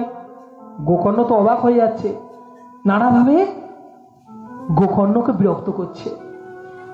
গোকর্ণ এইসব দৃশ্য থেকে অবাক হয়ে যাচ্ছে। কিন্তু গোকর্ণ কি ছিল? যোগী পুরুষ, তখন মন্ত্রপুত্র জল দিয়ে ওই প্রেতাত্মার গায়ে জল ছিটালে। তখন গোকর্ণর মন্ত্র বলে ওই ধুন্ধুকরি আবার রূপ নিয়ে পেল, দেহ পেল। পেয়ে তখন বলছে, ভাই আমি এই অন্যায় করেছি, আজ আমি বুঝতে পারছি আমার মরেও শান্তি নাই। তাই সবাই মনে রাখবেন, পাপ বাপকেও ছাড়ে না। যদি আমরা পাপ করে ভাবলাম মরে গেলাম, বেঁচে গেলাম, না, তারপরেও কিন্তু একটা জগৎ আছে, সেইখানেও কিন্তু আমাদের এরকম দুঃখ কষ্ট সহ্য করতে হবে। তখন ধুন্ধুকারী ভাইয়ের কাছে বলছে, ভাই আমাকে রক্ষা করো, আমি কত অধম, আমাকে কে রক্ষা করবে? তুমি তো আছো ভাই। গোকর্ণ ভাইকে খুব ভালোবাসতেন। গোকর্ণ তো কি যোগী পুরুষ, জানেন যে ভাইয়ের মতিভ্রম হচ্ছে তার কর্মের ফল, এটা তার জন্মের দোষ। গোকর্ণ সব জানেন। তা গোকর্ণ চেষ্টা করতে শুরু করলেন কিভাবে কি রূপে ভাইকে উদ্ধার করবেন। ভাইকে উদ্ধার করবেন কি রূপে, তা গোকর্ণ চিন্তা করছেন, কিন্তু কোনো উপায় তো পাচ্ছেন না। গোকর্ণ এত দিব্য পুরুষ, ভাবতে থাকলেন কি উপায়। আমি গয়ায় পিণ্ড দিলাম, পিণ্ডর থেকে তো শ্রেষ্ঠ কিছু হতে পারে না, গয়াধাম শ্রেষ্ঠ ধাম, তারপরেও উদ্ধার হচ্ছে না, কোথায় ভুল হচ্ছে। তখন গোকর্ণ সূর্যদেব জানেন তো খুব জ্ঞানী, সূর্যদেবের তার যোগ বলে সূর্যদেবের গতি স্তব্ধ করে দিলেন, যে কি উপায় আছে বলুন সূর্যদেব, আমার ভাইকে আমি কি করে উদ্ধার করতে পারবো এই অবস্থা থেকে। তখন গোকর্ণর প্রার্থনা শুনে সূর্যদেব বললেন, তোমার ভাই উদ্ধার হবে। কি উপায়? এই শ্রীমদ ভাগবতের সপ্তাহ যজ্ঞ শুরু করো, ভাগবত কথা শ্রবণ করাও, এই ভাগবত সপ্তাহের আয়োজন করো। তাই কোনো আত্মা যদি কষ্ট পায়, দুঃখ পায়, এই ভাগবত সপ্তাহ হলো তার একমাত্র ঔষধ, কলিযুগের একমাত্র ঔষধ, যাতে প্রেতজনি প্রাপ্ত আত্মাও উদ্ধার হতে পারে মা। তা যথারীতি গোকর্ণ সেই ভাগবত সপ্তাহ আয়োজন করলেন, এরকম সপ্তাহ যজ্ঞের আয়োজন করেছেন। গোকর্ণ নিজেই ভাগবত কথা বলছেন আর সকলের শ্রোতাবৃন্দ। তা হঠাৎ করে সবাই লক্ষ্য করলেন, প্রথম দিন এরকম পাঠ শেষ হয়েছে, তা বাস ছিল একটা বাঁশের প্যান্ডেল, হঠাৎ করে একটা বাঁশের ঠাক করে আওয়াজ হলো, তা কেউ বুঝতে পারলো না এটা কি হলো। দ্বিতীয় দিন পাঠ হয়েছে, আবার এরকম আওয়াজ হয়েছে। এইভাবে 7 দিন পাঠ হয়েছে, 7 দিন এরকম আওয়াজ এসেছে। যখন 7 দিন পর, সপ্তম দিবসের পর, অর্থাৎ অন্তিম দিবসের শেষের পর ভাগবত কথা যখন বিশ্রাম হয়েছে, সাথে সাথে ওই বাস থেকে ধুন্ধুকারী এক দিব্য দেহ রূপে আবির্ভূত হয়েছেন, দিব্য দেহ।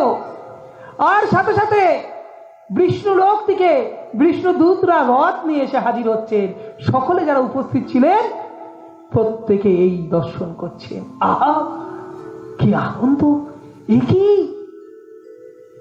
ওই ধুন্ধুকারী প্রেত তো ছিল, কোনো জায়গা পাচ্ছিলেন না, কোথায় যাবে, ওই বাঁশের মধ্যে প্রবেশ করেছিলেন। বাঁশে 7টা গিট ছিল, 7টা গিট এক একদিন কথা বলেছেন, একটু করে উদ্ধার হতে হতে 7টা গিট ভেঙে গেল এবং ধুন্ধুকারী উদ্ধার হয়ে গেল।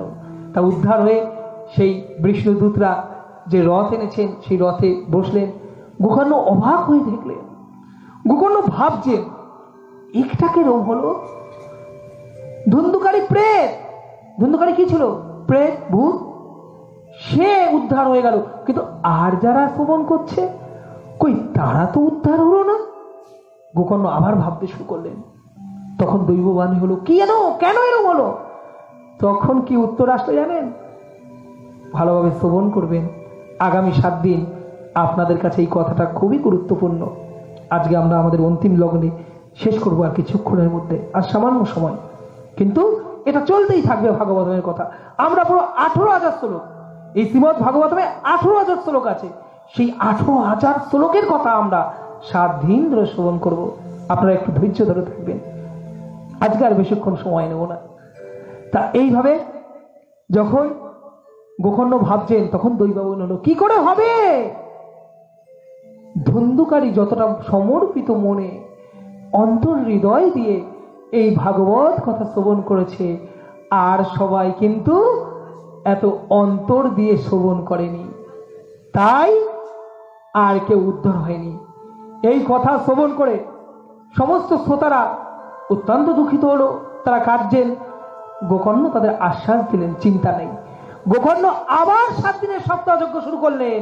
আর এই 7 দিন আপনাদের মতো সব শুদ্ধ শ্রোতারা, শুদ্ধ ভক্তরা অন্তর মন সমর্পিত ভাবে, কৃষ্ণ ভাবনান্বিত ভাবে এই ভাগবত কথা শ্রবণ করলো, এবং 7 দিন পরে সবাই উদ্ধার হয়ে গেল ধন্দুকারীর মতো।